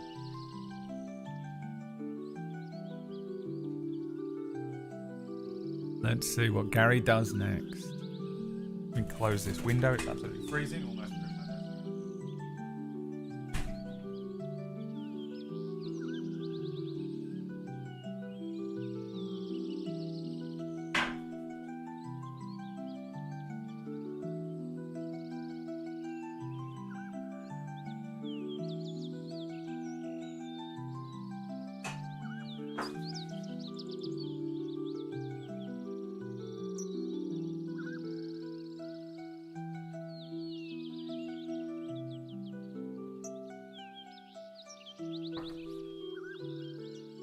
Alright, I'm going to extract the venom. Because you all hate me. Alright. Roll me a d20. This is a survival check to see if you can successfully extract the venom. Let's see if there's a statue or an obelisk or something here.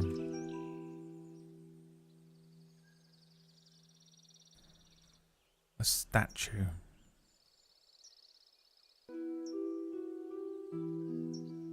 That I can use.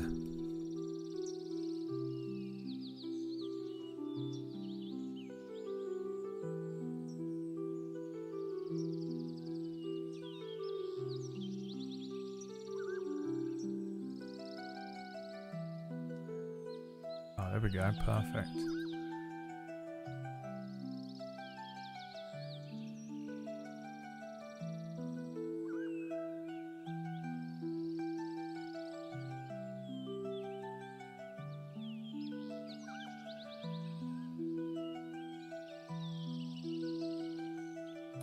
Made a terrible mistake.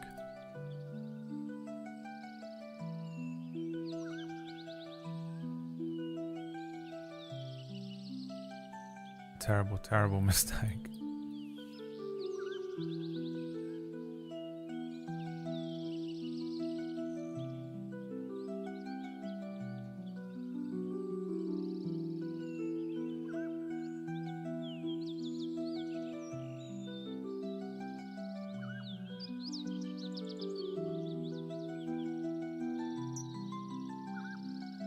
Alright, what did we get?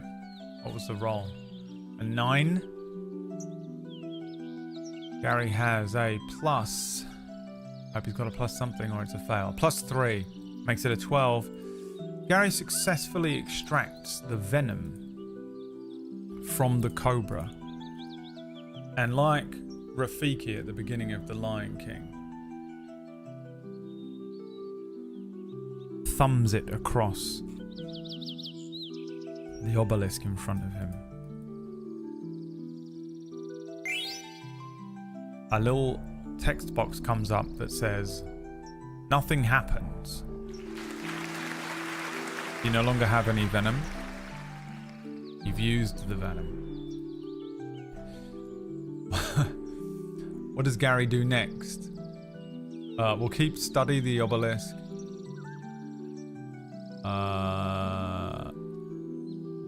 Study the obelisk, try to find out what the runes mean, ask the party if anyone's familiar with the runes, place a hand on the obelisk and close his eyes, try to find out what the glow originate from, interact with the obelisk. Ponder what it means.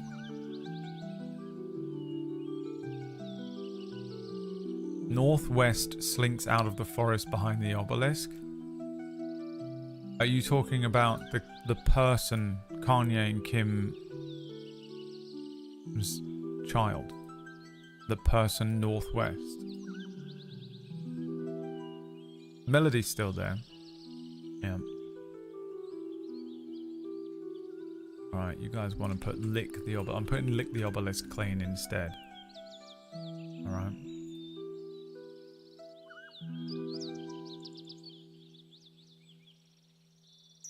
Music's still going.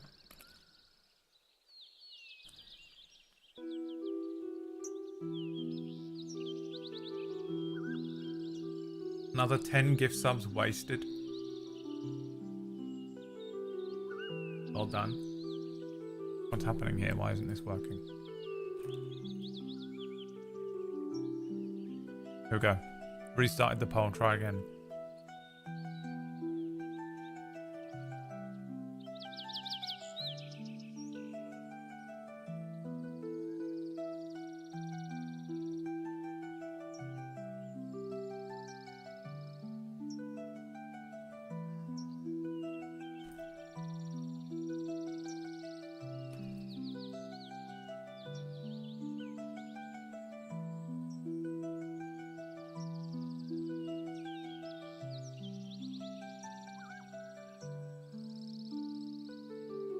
Study the obelisk. Okay. Let's see. We can make this an investigation check. Gary has a +2. So start rolling d20s. Exclamation point. Roll d20 in the chat. We take the second roll. Every time. So that it clears out the first roll.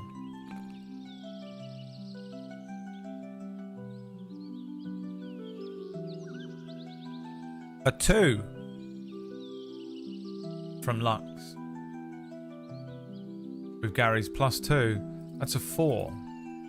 Gary looks over the obelisk, trying to figure out what is happening here. The ancient runes, the glowing coming from some of the parts of this stone, some of the runes. It seems to be the other party members are milling around behind Gary, just moving about, not really doing anything. The runes are sort of randomly lighting up. Gary doesn't have any idea what he's looking at. This is a mystery to Gary. What does Gary do next?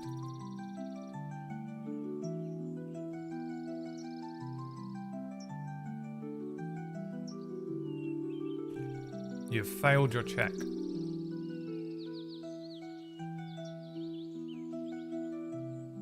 Position the party so all runes light up. Headbang the obelisk. Inspect the surrounding area. Ask the group to stand on one side of the clearing and see how the runes react. Ask the cool orcs if they know the place.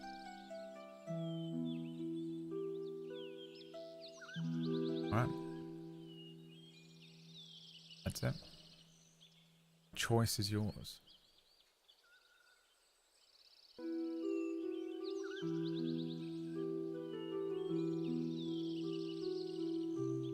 I've got to eat some cashews. Because I'm dying.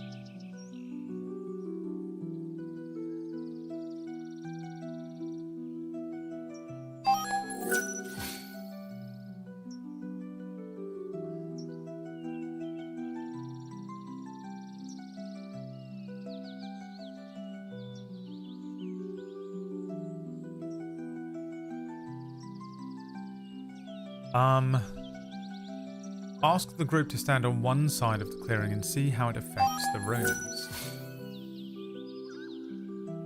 Or, as you always do, spin the wheel.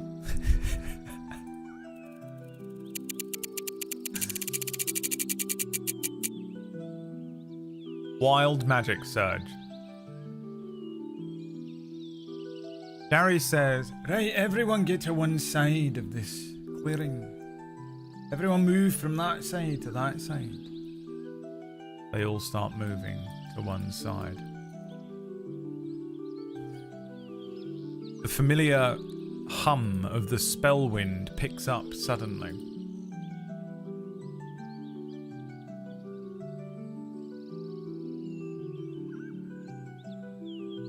As the wild magic surge begins, 1D, 1,000, no, 10,000. There are 10,000 options that could happen here with this wild magic surge. 3,288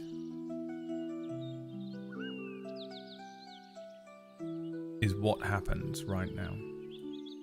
3,288.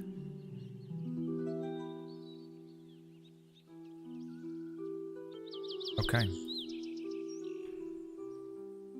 Now, Gary's unaware of this, but we're going to add something to Gary's sheet here.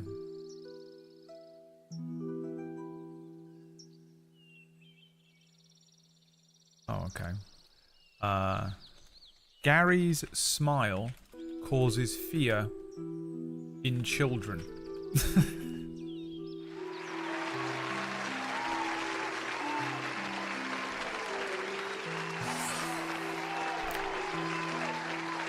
This is what happens now.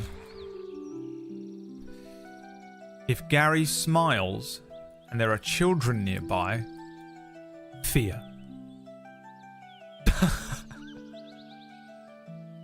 Okay? Now, as with the puzzle,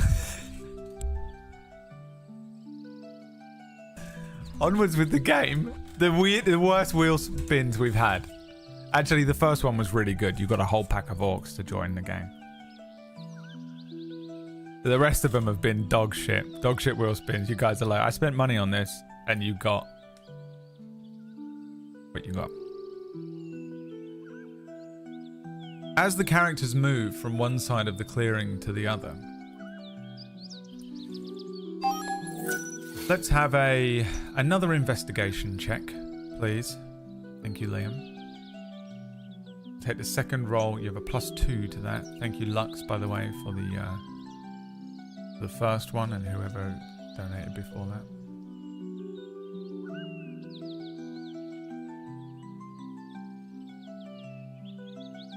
An investigation check. A 10. +2. Gary watches the runes. Watches the party members move. Watches the runes. Examines the party members standing on one side of the forest. Watches the runes. When they first move from one side of the forest to the other, a lot of the runes do change, shifting in brightness, and some of them stopping illumination entirely. The party members move to one side of the forest, some of them light up. As the party members mill about, sort of awkwardly standing there, shuffling about, Gary notices that some of the runes do kind of flash and light up briefly. Little moments. Gary gets the sense that the runes light up when the characters interact with the trees and plants.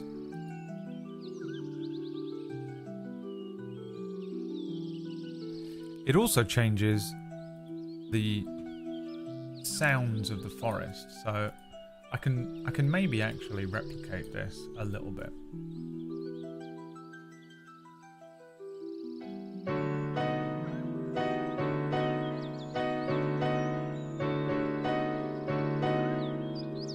Discordant melodies.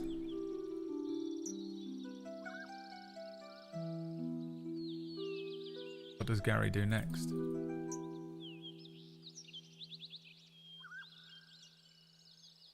What does Gary do next?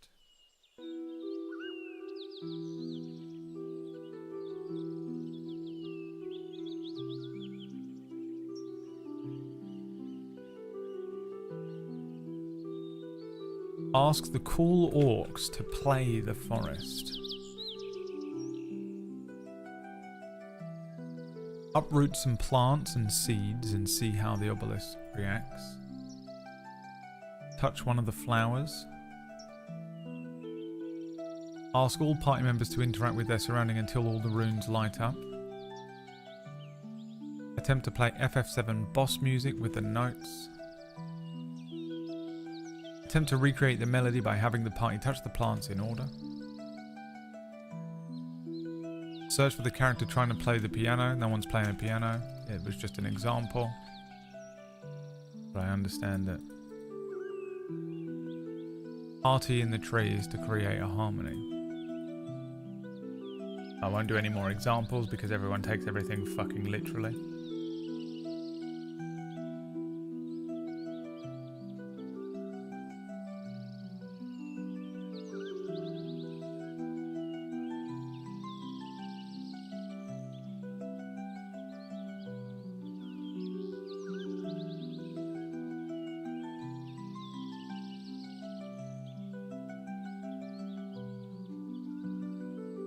Are we playing Gary as all-knowing intelligent? Why would you play it that way? How much metagaming are we doing? How do you have any metagaming going on whatsoever at all? What are you asking me right now? I'm gonna end the stream one of these days.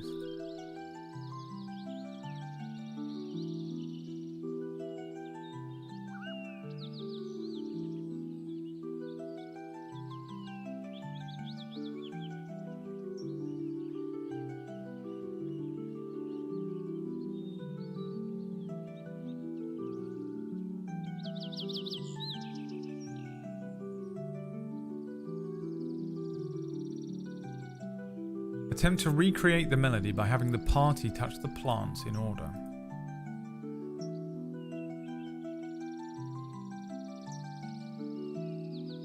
What is the order?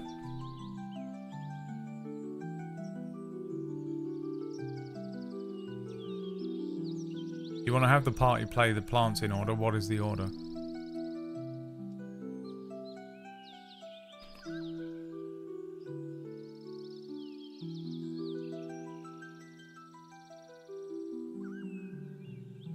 Left to right.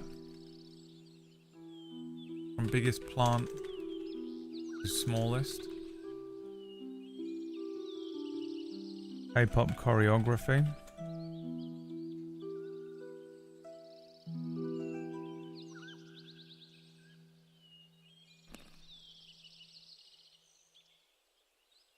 G major, F major, F minor, C, C, G major. From the plant that lights up, the first rune to the last. See if the animals are showing you the order. Test the plants to see what notes play. Up, up, down, down, left, right, B, A.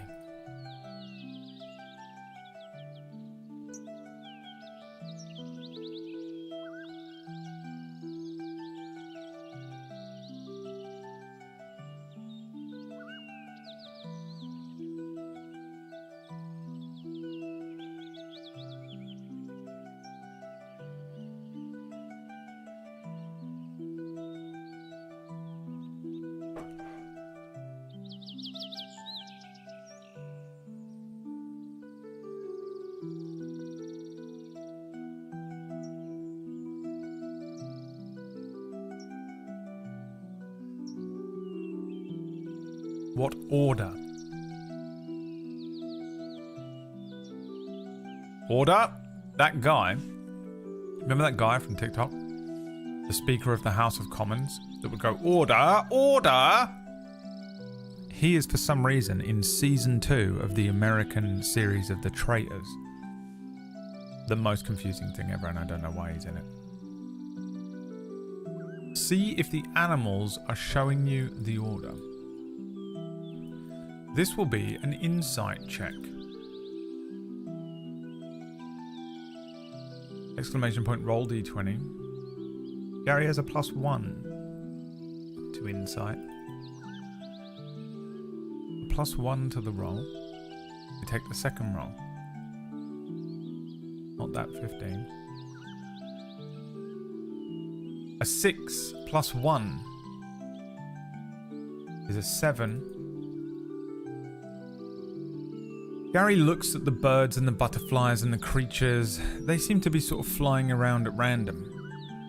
I don't think he's too sure whether they're trying to show him the order, but he gets a sense that they're probably not. It's hard for him to tell.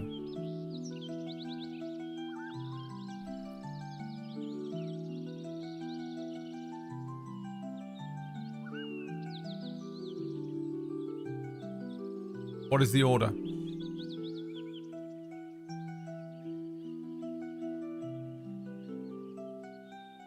Do we think?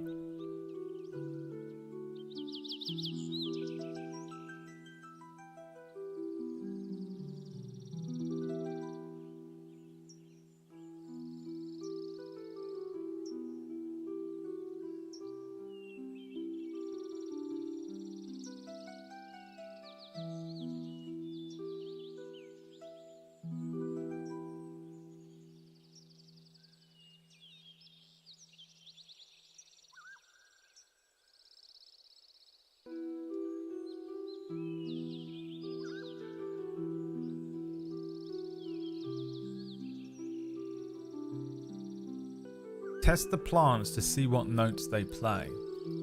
Okay. Now we're getting somewhere.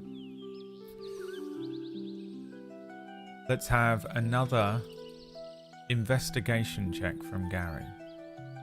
A +2 to this.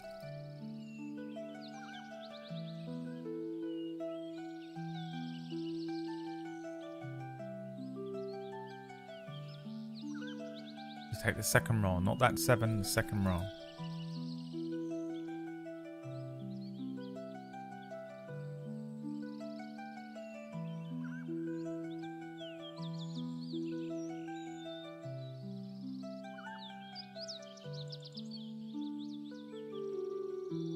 A 13 +2 is a 15.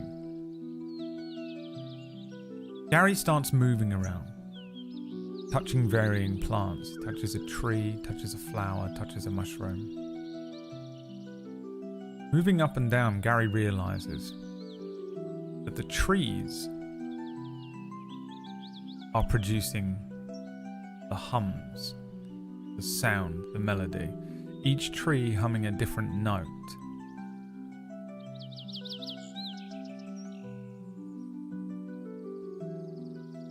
Gary recognizes that the flowers that he touches changes the colors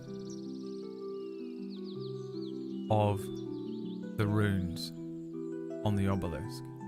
The hues, as he touches each flower of a different color, the hues of the runes shift and change. The lights on the obelisk.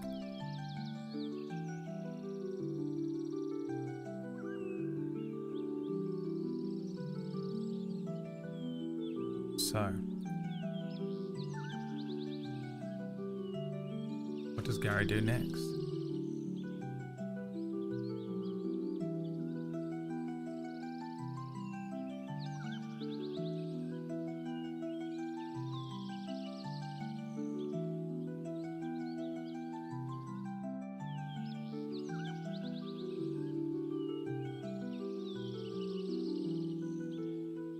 Trying to touch the trees to match the rune's colours like a rainbow. Notes and colours. The trees are providing the notes. The flowers are producing the colours. Touch the flowers to make all the runes light up. chop down the trees. Attempt to make all the runes the same color. Describe the scene again. In front of you is an obelisk covered in runes that change color.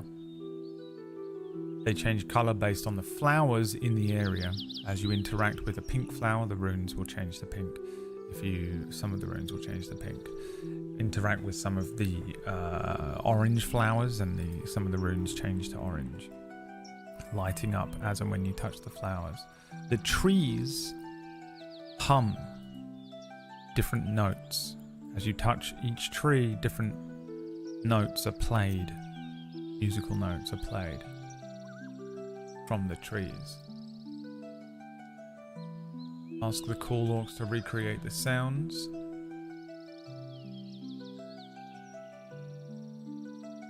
Inspect the area around him to see any clues. Assign everyone to their own flower and tree. Ask the party members what they think about all of this. Every player's cop-out.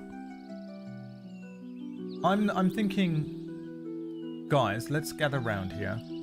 I'm thinking, right, instead of us solving it, we just ask the DM to solve his own puzzle by having the NPC in the scene do it for us, completely nullifying the point of us playing and removing all fun from the game.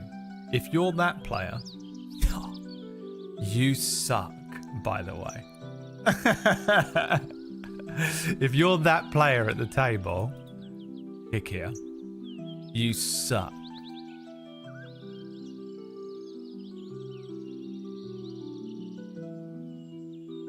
Just explain to them, Lux. They don't understand what's going on.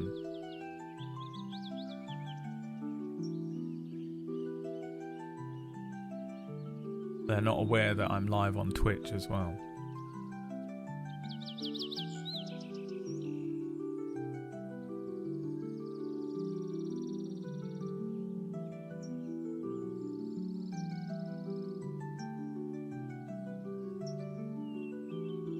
Assign everyone to their own flower and tree. Okay. Gary does that. Orchestrating everybody to a flower. Moving the group around the area in such a way that all of the characters are assigned to their own flowers and trees.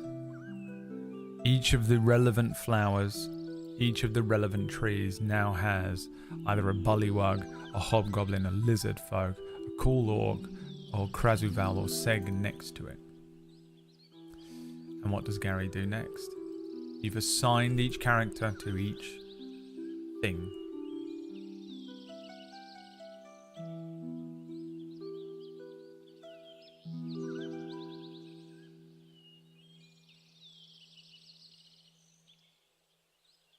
What do you do next?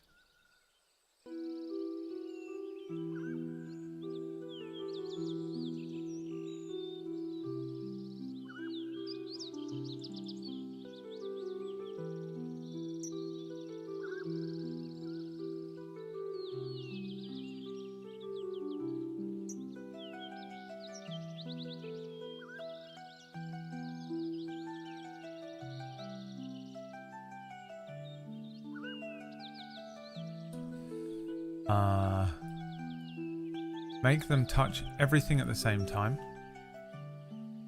Ask all party member to interact with their flower's tree at the same time. Same answer. Direct them to recreate the melody on the trees. Do we know anything about...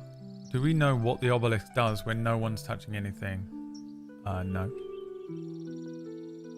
Get them to all tap until the runes turn blue.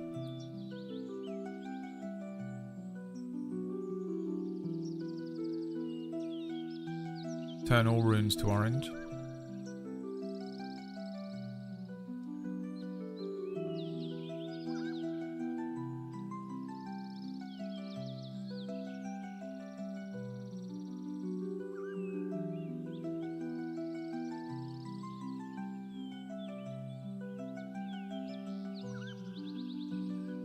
turn all runes to green.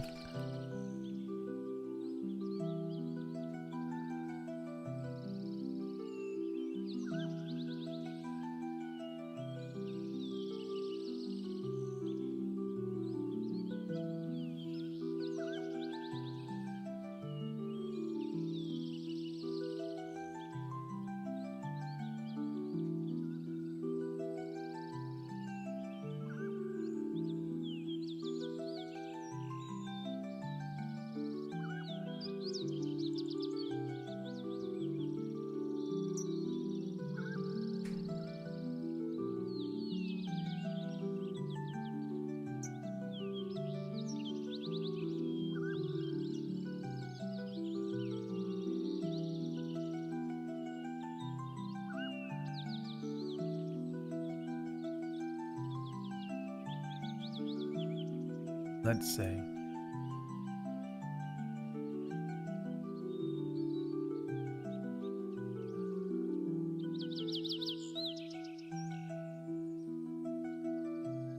Direct them to recreate the melody on the trees.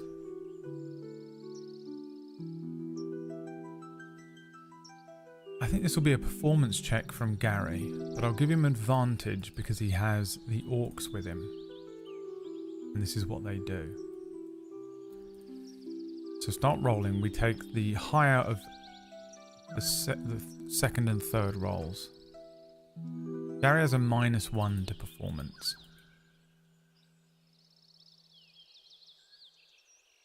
We take the higher.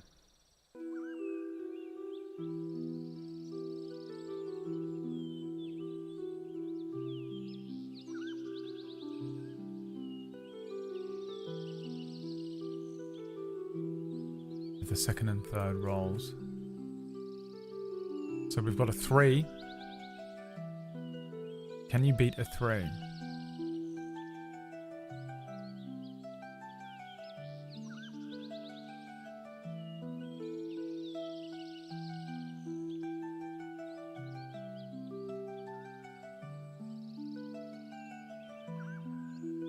A 12. -1 is an 11. Working together with the orcs predominantly. Gary organises the trees to start humming a particular melody that matches the one that can be heard from the obelisk.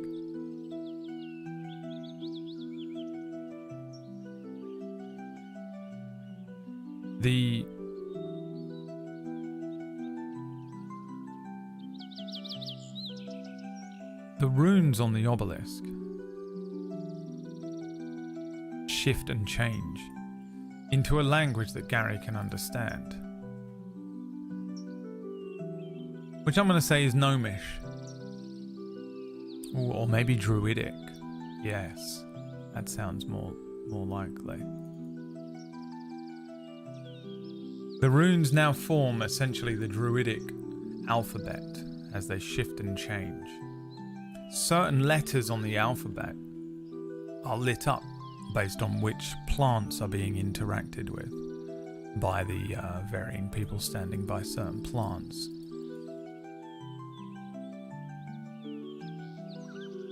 What does Gary do next?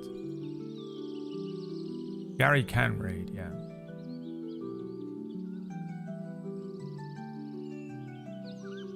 But he has proficiency in 3 languages.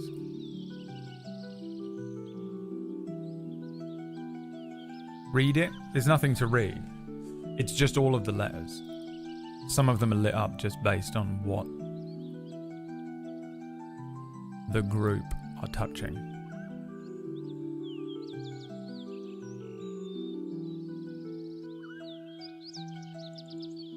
It's the entire alphabet on the obelisk. Random letters are lit up because random flowers are being touched. Make the letters light up to say Gary.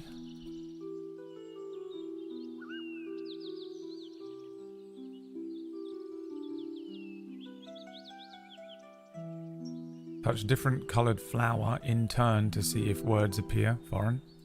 My voice is going. My voice is genuinely going. We have until my voice runs out to finish this session.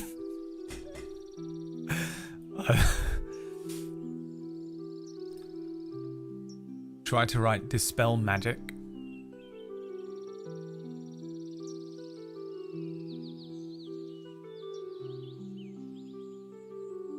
Dyeing my hair, of course you are.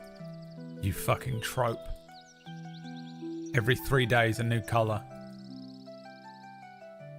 I must be unique and special and different. By dyeing my hair the same colour as everyone else. Some sort of vibrant green or a pink and blue mix. Oh, dude. Is that it? This is what we've got. Okay. Make the letters light up to say Gary. Touch a different coloured flower in turn to see if words appear. Try to write dispel magic.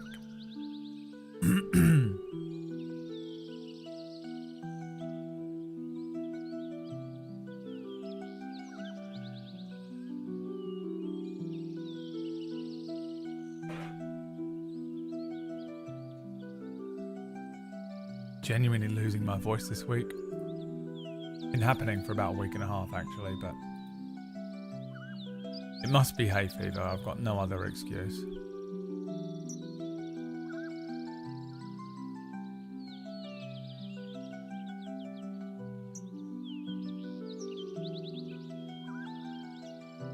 Have some tea. Well, I would, Kimek. It's just that I'm in the middle of something. I don't know if you've noticed. I'm busy. 3 packs of cigarettes a day, yeah. Touch a different coloured flower in turn to see if words appear. Now I'm going to translate that from foreign.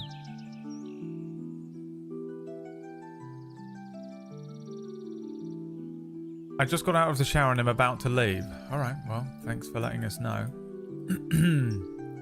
You start touching different flowers, and all that happens is the different letters light up. No words appear. It just different flowers represent different runes, and different runes represent different letters. What does Gary do next? I'll leave these 2 on there for you as well.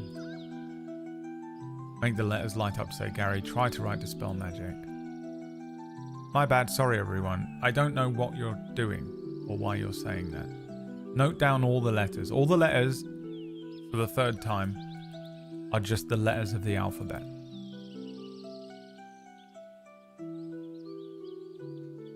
Touch red flowers only.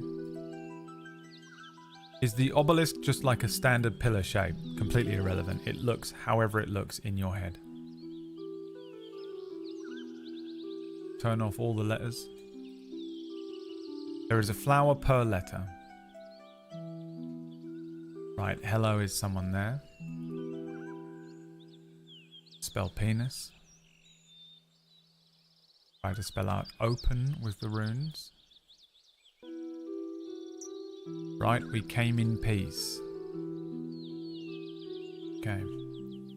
What does Gary do next? Make the letters light up to say Gary. Try to write dispel magic. Touch red flowers only. Turn off all the letters. Write hello, is someone there? Spell penis. Try to spell out open with the runes. Or write we came in peace. The obelisk looks like PB to me. It's the monolith. How dare you suggest she's an obelisk? How rude.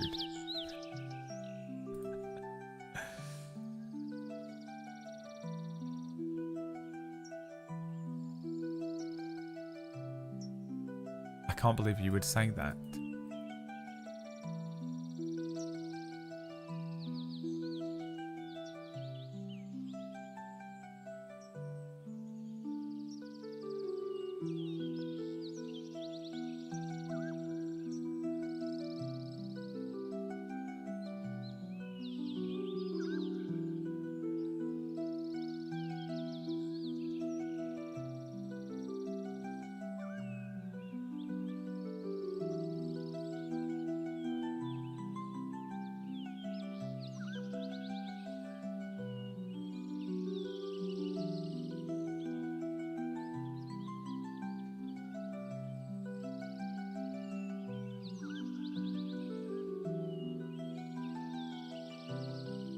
try to spell out open with the runes is what you're going to try here. Gary orchestrates everybody to press different flowers until eventually he figures out which ones correlate to O, P, E, and N. He then has each individual hit the flowers so that O lights up, P lights up, E lights up, and N lights up. And that's when... And that's when...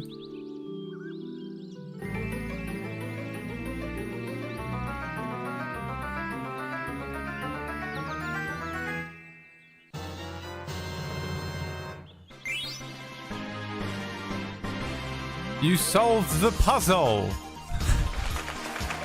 Fuck, I wasn't sure how puzzles were gonna work.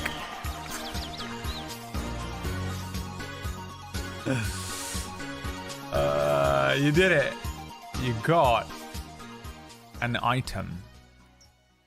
D&D item generator 5e. Magic item shop generator. No. Just magic item generator, please. Common.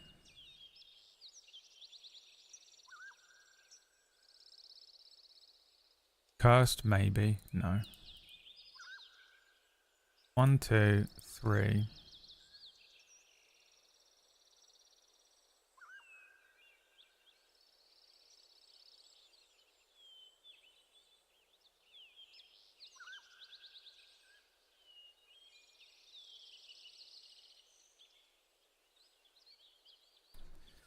Let's roll a d3 to see what you get.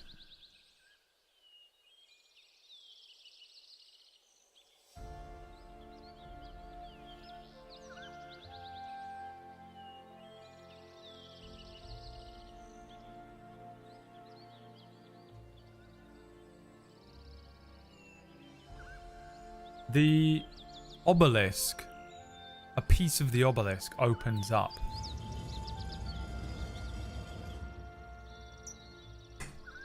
Inside is the chime of tongues. The chime of tongues.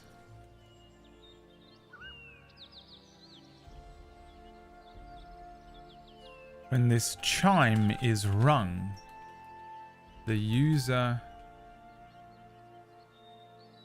I have to reword it from the foreign way that it's written here.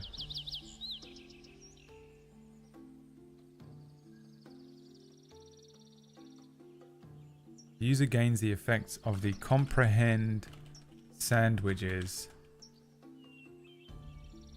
spell. How long is that? Comprehend languages.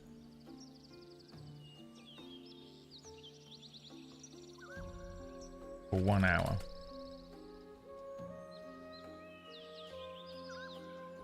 Chime of tongues. When this chime is rung, the user gains the effect of the comprehend sandwiches spell for 1 hour. Comprehend languages. For the duration, you understand the literal meaning of any spoken language that you hear. You also understand any written language that you see, but you must be touching the surface on which the words are written.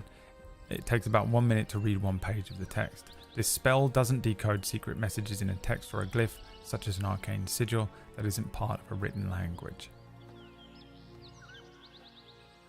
Can you speak in a language with that?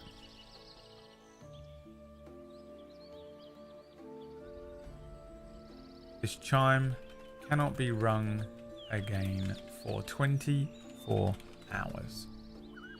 The chime of tongues. You can now speak to the creatures. That's ironic. That's amazing. It's actually perfect, as if I'd written it in my... but I didn't. As if I'd written this thing out. Now you're seeing how easy it is to GM. It makes sense that this is what's inside this thing. It makes sense that this is the item you need to be able to understand the bullywugs so that you can go to the fucking place. Does Gary Ring the chime of tongues. Yes. No.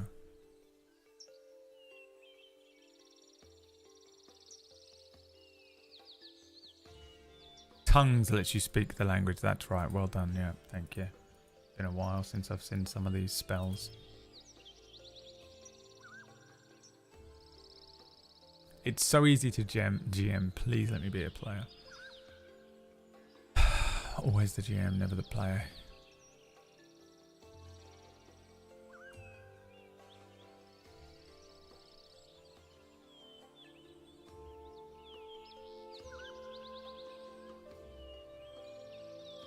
Comprehend sandwiches.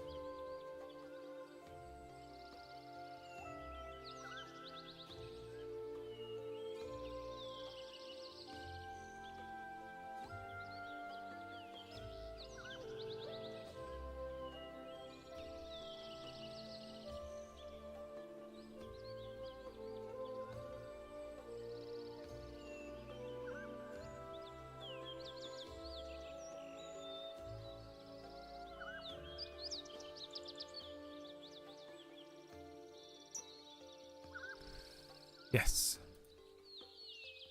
Gary rings the chime.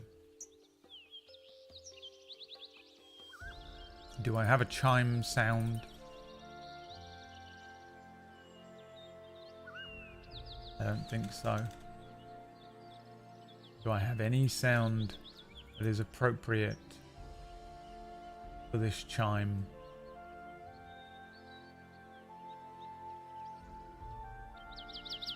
I don't think so. He rings the chime and can now understand languages.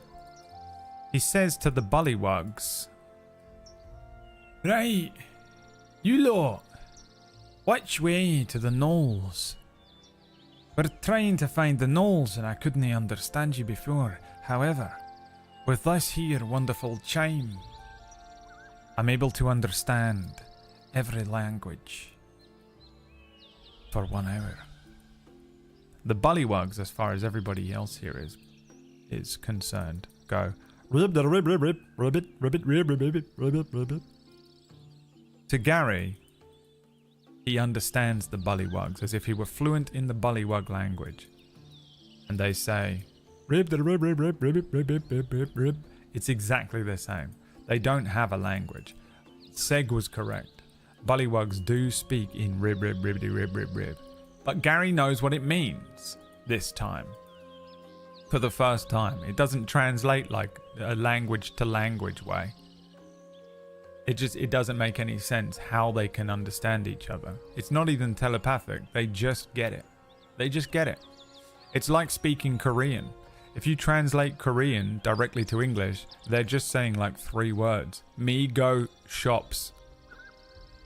They miss out so much. The bullywugs say rib. Gary understands what this means.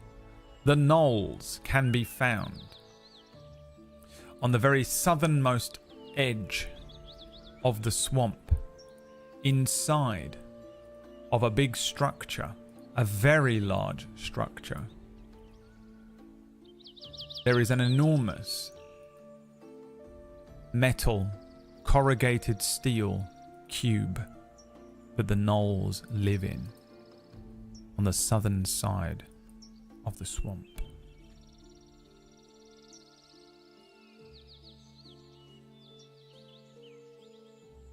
What does Gary do next? Go west. Go to the gnoll hideout. And then whatever else you want. Cast seduction.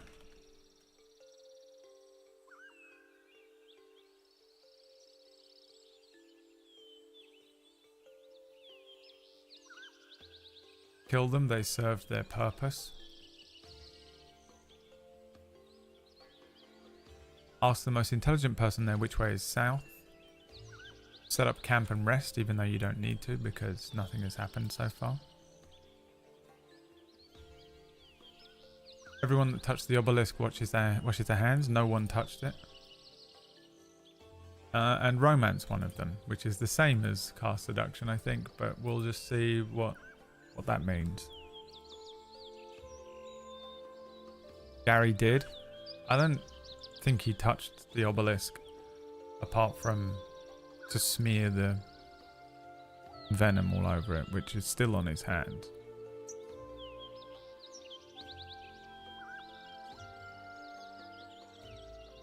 He's fully immune to cobra venom. Yeah, that is what I'm thinking of. Well, then say that. Okay. Gary washes the venom off of his hands.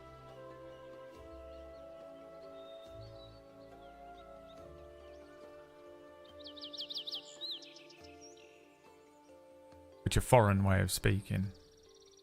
Get your foreign away from me. I'm going full UKIP for the rest of this stream. Don't make me vote UKIP. Can you even? Do they even exist anymore? Go to the gnoll hideout. Alright. It's now time to roll a dice. Gary needs to roll me a survival check. +3 to see if he can navigate his way to the southernmost tip of the swamp.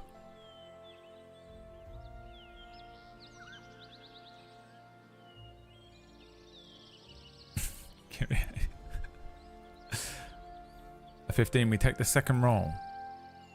The second roll is the one that we take.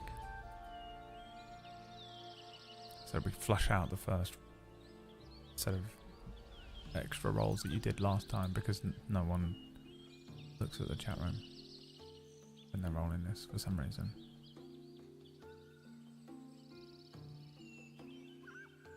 Keep going. Keep going. You can do it. I believe in you. You can roll twice. A 6 +3 is a 9, which is yet another fail. Let's roll a d4. 1d4. Northeast. You guys go east. The party travels east. Now, east will take you back to the swamp. It will take you back to the swamp. But the wrong part of the swamp. Not the lighthouse area. Fuck this shit.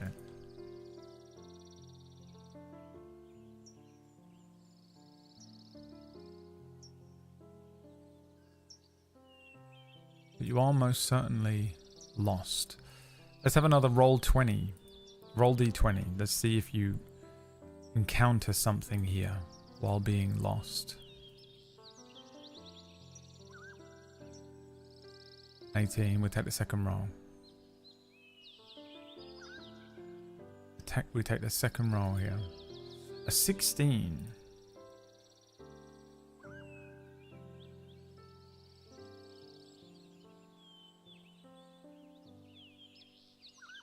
Encounter. You are, however, lost. Gary looks around. I don't think we've gone the right way. I'm not seeing this structure that the bullywugs have described. I appear to be lost. You're completely lost, but you are in the swamp. What does Gary do next?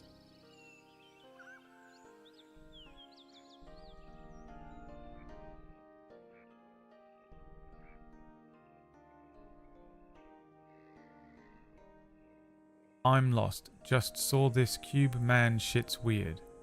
Are you okay? Do we need to call you a doctor? What's happening? Follow his nose. Cast Find Familiar.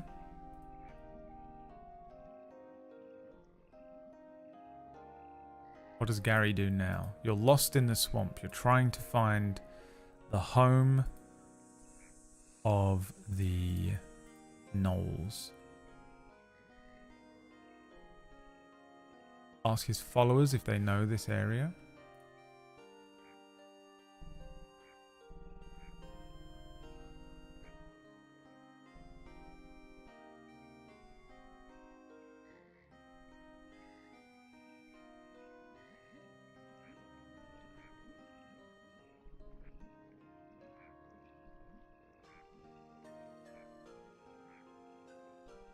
Ask the orcs if they will officiate your wedding.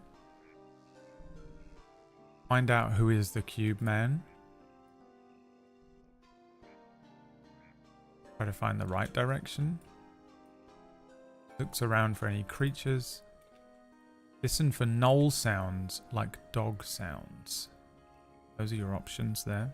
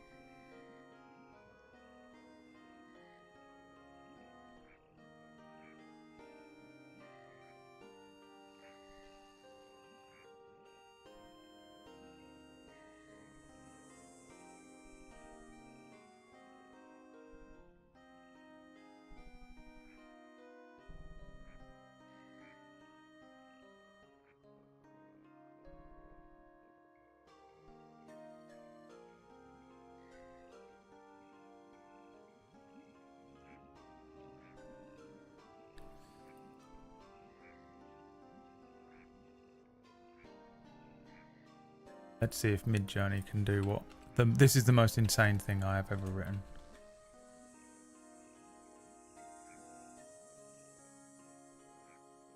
Let's see if it can handle that.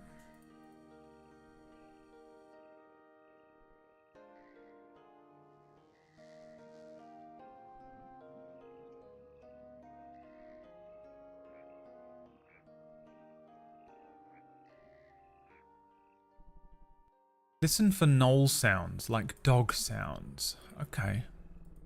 Let's get a perception check from Gary. Gary has a +3 to perception.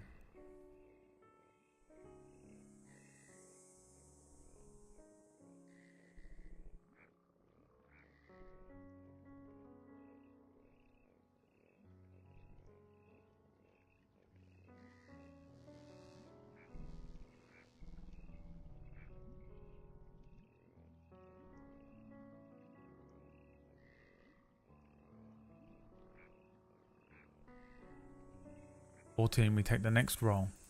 Second roll. We add 3 to it.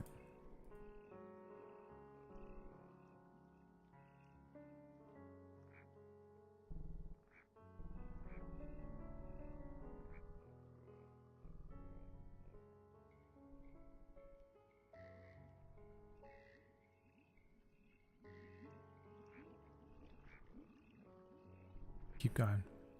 A 10 +3. A 13. Gary starts sniffing the air. He starts listening. He focuses his mind.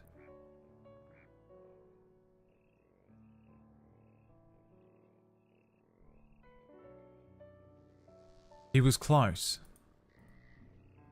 In this direction, and he points, which we would know as south, but they don't know because they're lost.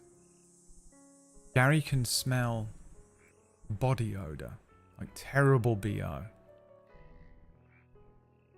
More than that, he can hear the sounds of sort of like dogs, sort of like dogs.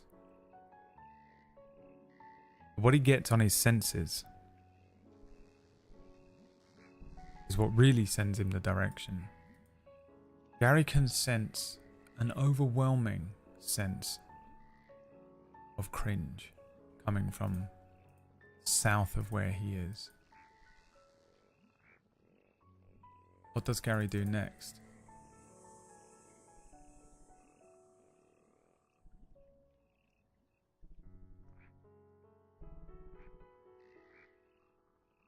March south. Go towards the cringe. Well, we know he's going to go towards the cringe. How is he going towards the cringe? Approach stealthy the direction of the sound. The most foreign. Approach stealthy the direction of the sound. Turbo. The most foreign one. I feel like the most foreign one should have advantage. The more foreign you are that you write this. Send Seg to scout.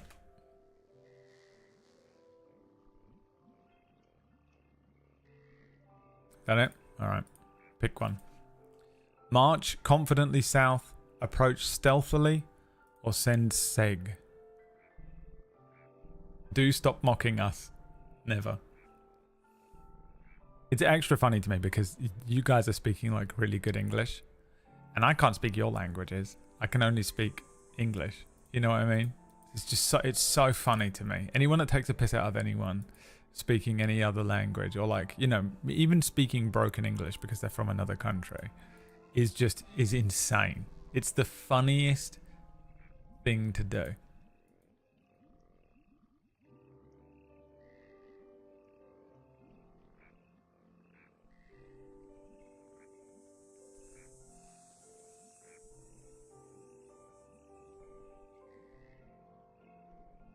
Approach stealthy the direction of the sounds. Okay. Where's my what's this one?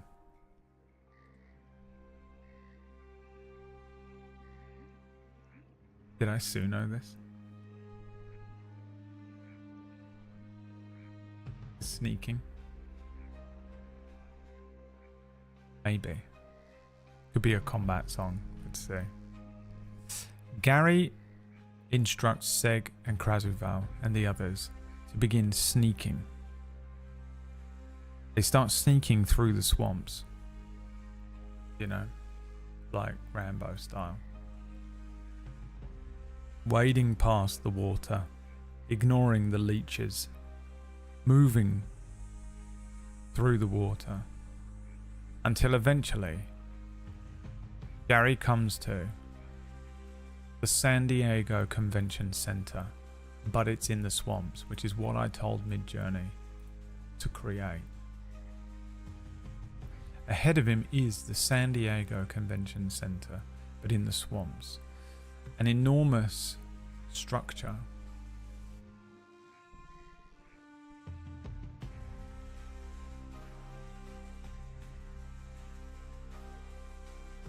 The sense of cringe is most certainly coming from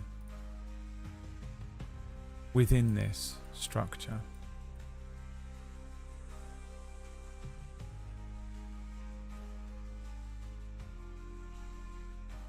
What does Gary do?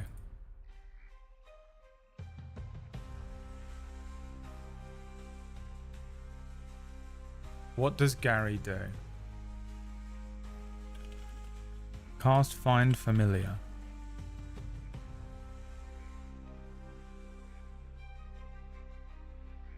Pull the leeches out of his trousers.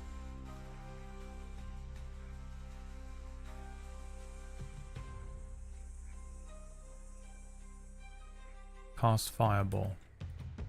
Burn the cringe. Send in the sneakers? No idea what that means. Buy tickets for the convention. Knock on the door.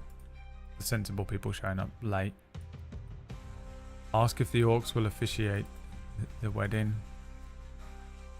Find disguises.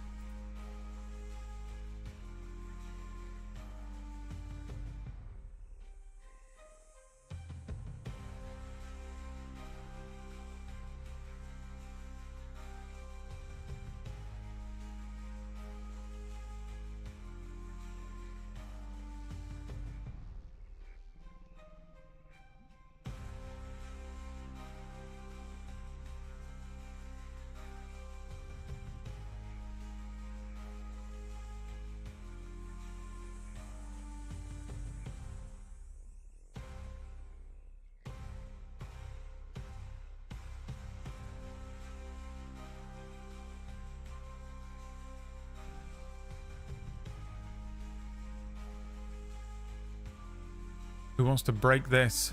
Buy tickets for the convention.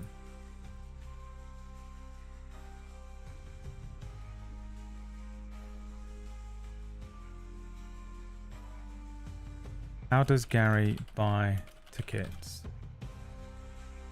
Online. Doorman. Tout.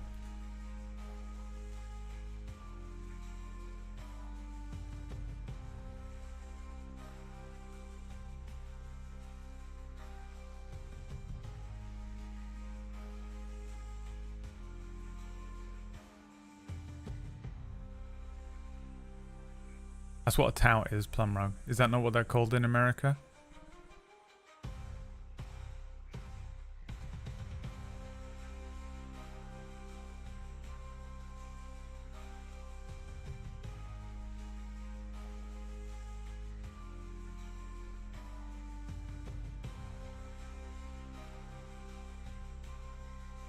Scalpers.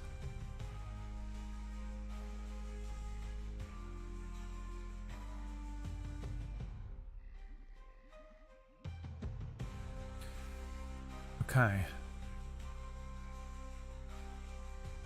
Gary looks around for someone looking shady in a long coat.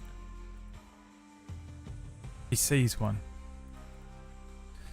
Just a bloke, just a normal human man standing around in a long coat and says, "Excuse me, you got tickets to sell for the convention going on inside here, that like their giant convention centre?" The bloke says, "Oh yeah, I got tickets for days, mate. Hundreds of tickets, thousands of tickets, a few tickets for you and your loved ones. Maybe you'd like to buy one, maybe you'd like to buy 100. How many tickets do you want, boy?" How many tickets does Gary buy?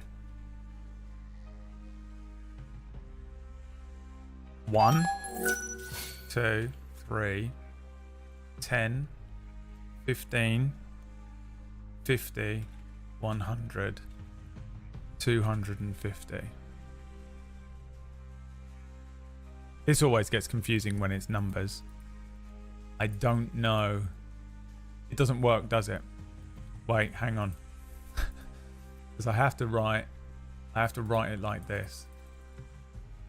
1, 2, 3, 5, 10, 100.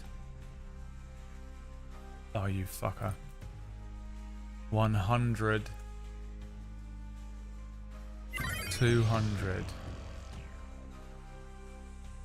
1,000. Oops. Why aren't you working? Daniela, thank you so much for the resub. Plumrug, thank you for the gift subs. Somebody gifted, an anonymous viewer gifted 5. And then that brings us up to a wheel spin once we get back onto the other screen.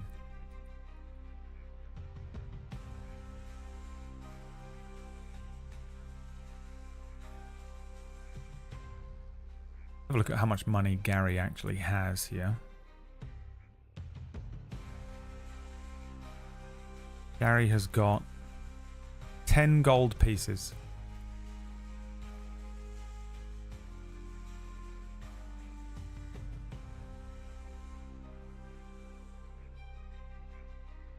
Gary says, "I'll take 1,000. 1,000 tickets, please." Let me just pull out my calculator here.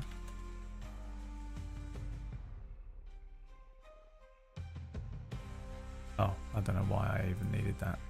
This is the problem with having calculators and phones do everything. I don't even try and do it in my brain first.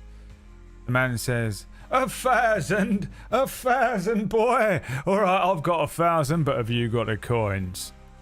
That'll be $54,000.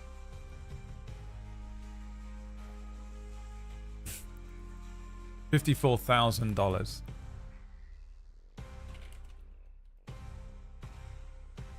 What does Gary do next?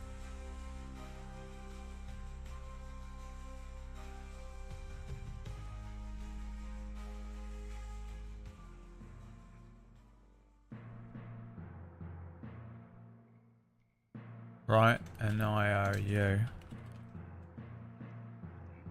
Mug him. Bite him.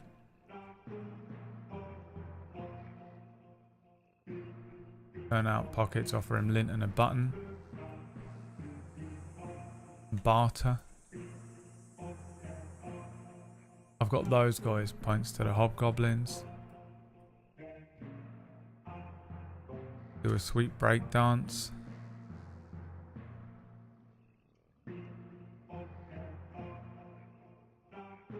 Convert him to the pie.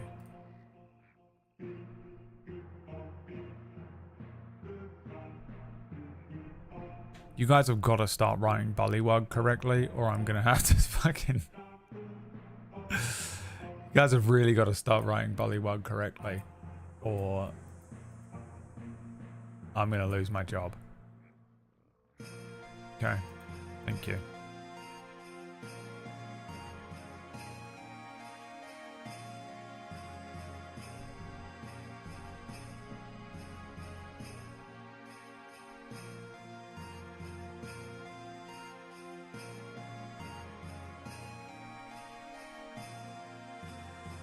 What are you gonna do? Convert him to the party. How does Gary attempt to convert the tout to the party?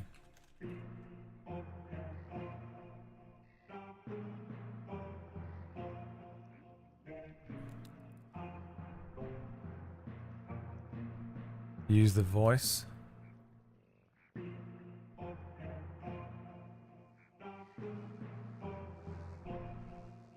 Raise all. I need to spin the wheel, don't I? Arms. Show him muscles. Join me.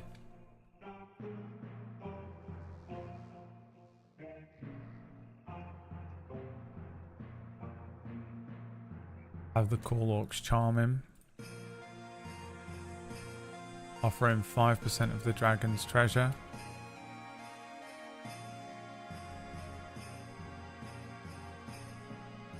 Ask politely.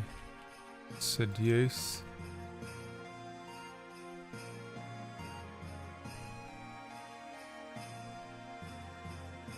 I guess that's it. Alright. Away you go. Use the voice, raise all four arms, show him muscles, join me, have the cool orcs charm him, offer him 5% of the dragon's treasure, ask politely, seduce.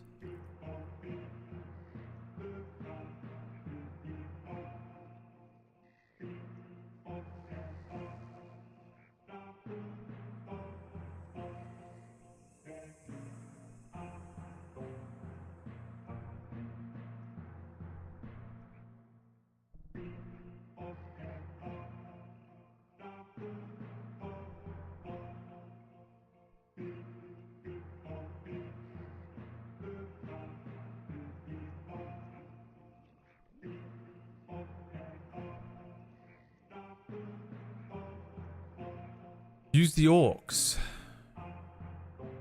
Okay. Gary clicks his fingers. And the orcs use their ability.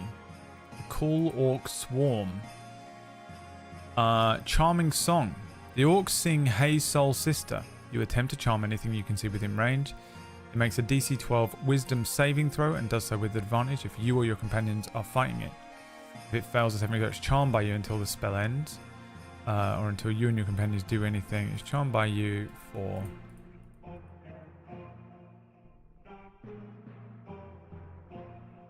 one minute. The orcs begin singing Hey Soul Sister to this guy. Let me bring in like a... one of these has got to be a basic looking human, right? A god.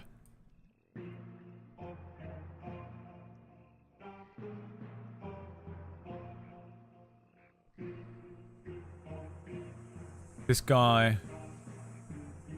they sing the entire rendition of Hey Soul Sister. It's wonderful. Everyone's entranced. It's perfect. The way that they work together, the way they use their instruments, the way they harmonize with their voices. It's a fucking brilliant rendition of Hey Soul Sister. At the end of it, the entire group is clapping.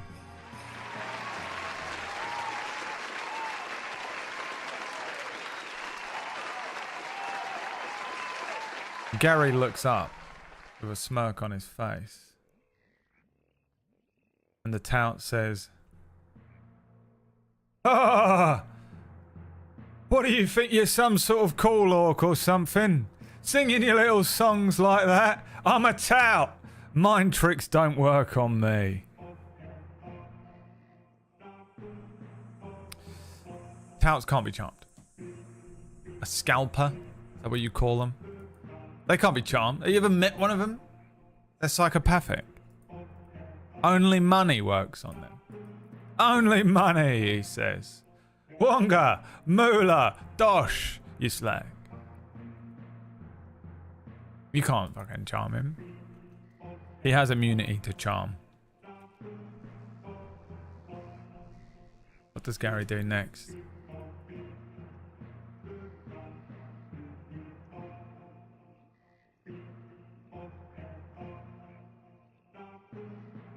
Give me the tickets or Ralph. Sweet yourself and then stab him.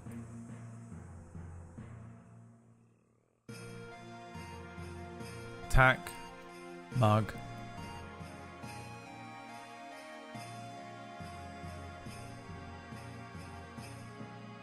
By the way, if you pick this one, Gary will canonically say sweet yourself.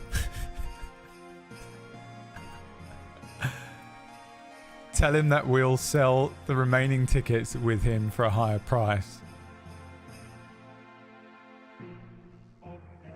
Ask him if he is immune to violence.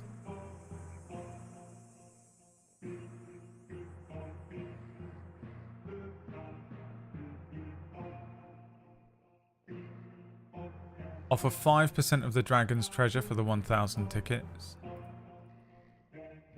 Intimidate.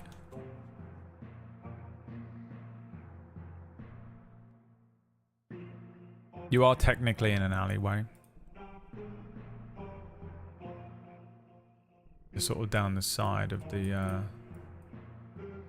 place, really.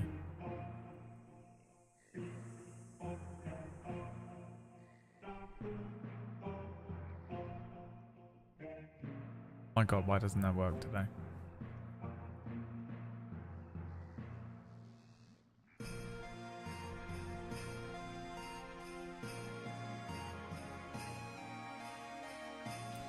We have got a wheel spin to do.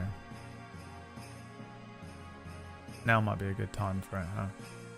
I'm going to attempt to intimidate him, but first let's do the wheel spin, because I completely forgot and I'm sorry, and you must keep reminding me, even though I'll get annoyed with you. Don't listen to me. The next roll is a natural one.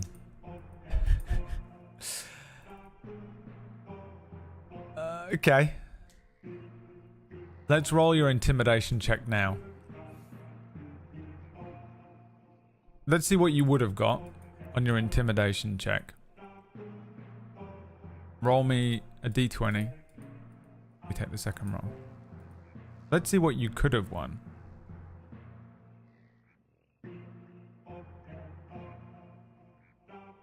Not that 10, the next roll. If it's a 20, I'm going to piss myself.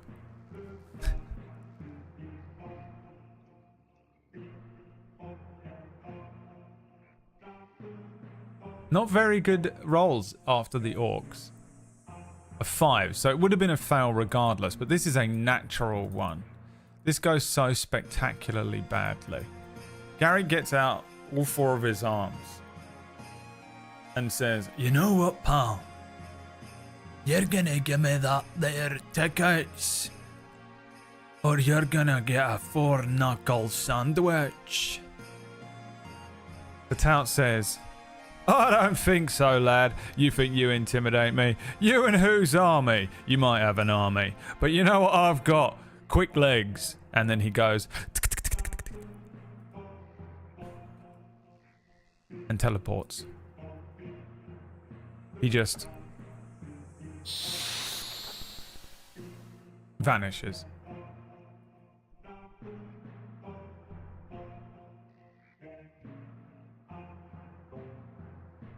What does Gary do next?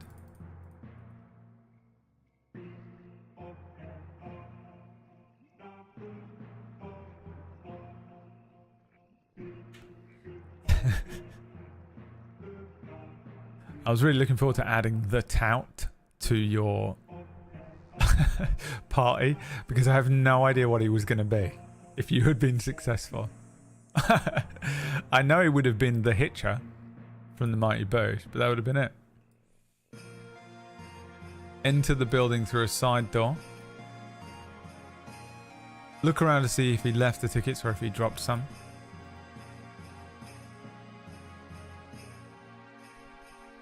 Buy the tickets online.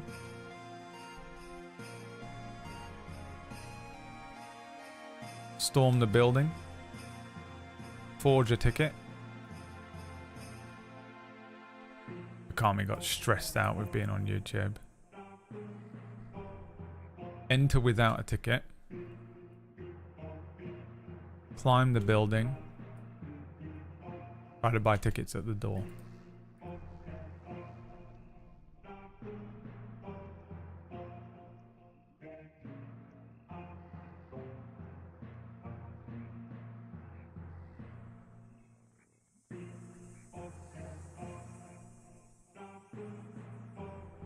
Remember, if you're on YouTube,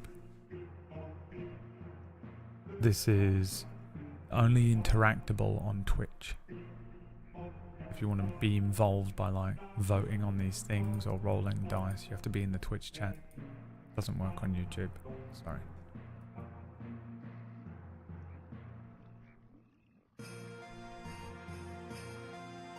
Who's going to tie break it?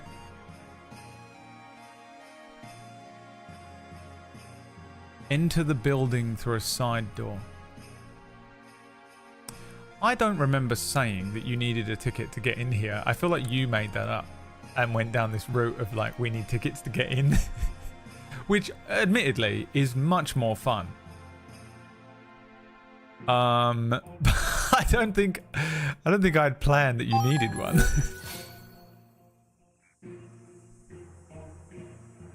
So Gary walks down the side of the building. The entire group follow.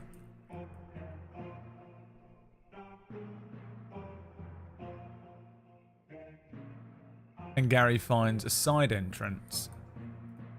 Stepping into the San Diego Convention Center. Get a perception check from Gary. This will be one of the last rolls of the day. If you want to spin the wheel before the stream ends and not let those 4 subs go to waste, now's the time to gift a sub. If you want to spin the wheel one last time before the thing resets.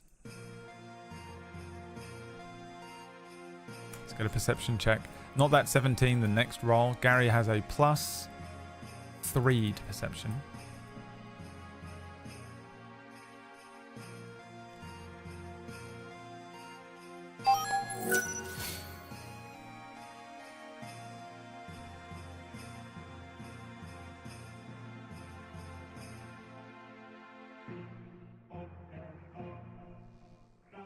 A 17 +3 is a 20, a dirty 20.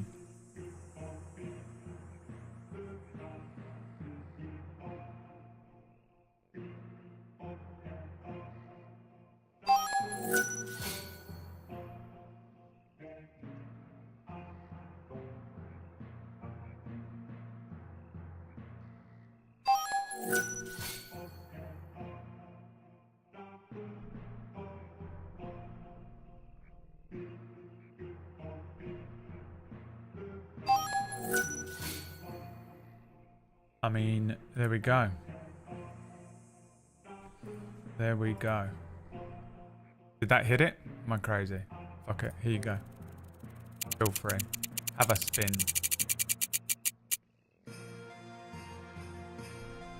You step through a side door.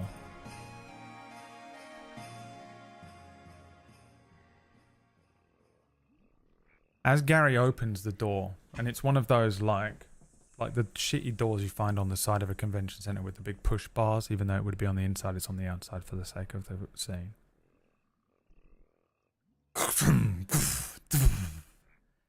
He opens the giant door with stone sound. And inside, what Gary sees can only be described in his gnomish mind as madness.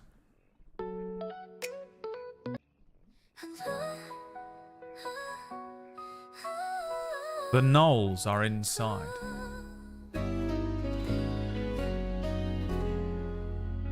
Gary immediately comes under attack, psychically,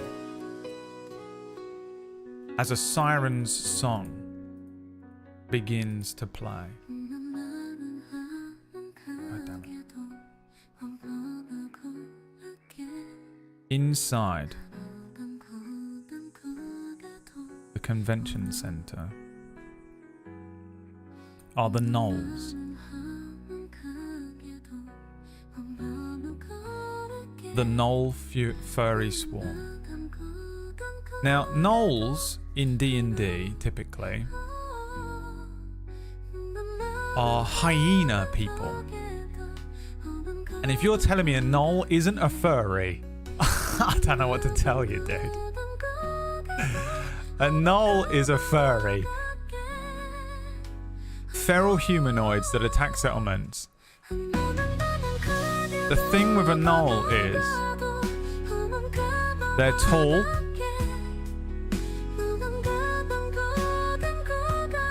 they have big furry hyena-like bodies. They're furries. Inside, they're conducting a dance.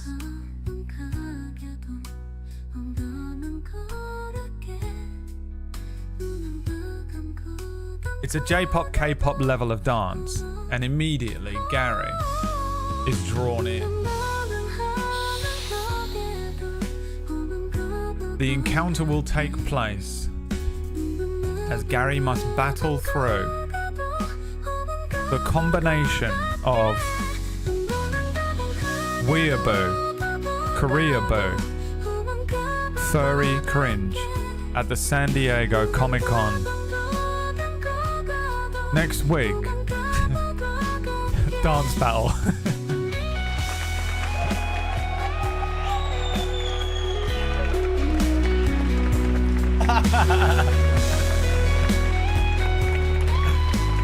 Gary and the Orcs versus the Gnoll Furies. Furries. In a dance battle to rival Guardians of the Galaxy.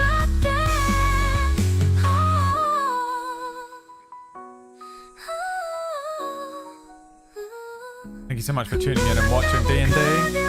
I hope you had fun. Next week we'll do a dance battle encounter. I don't know how that looks. We will find out, all of us together at the same time, when I ask ChatGPT at the beginning of next Sunday's session.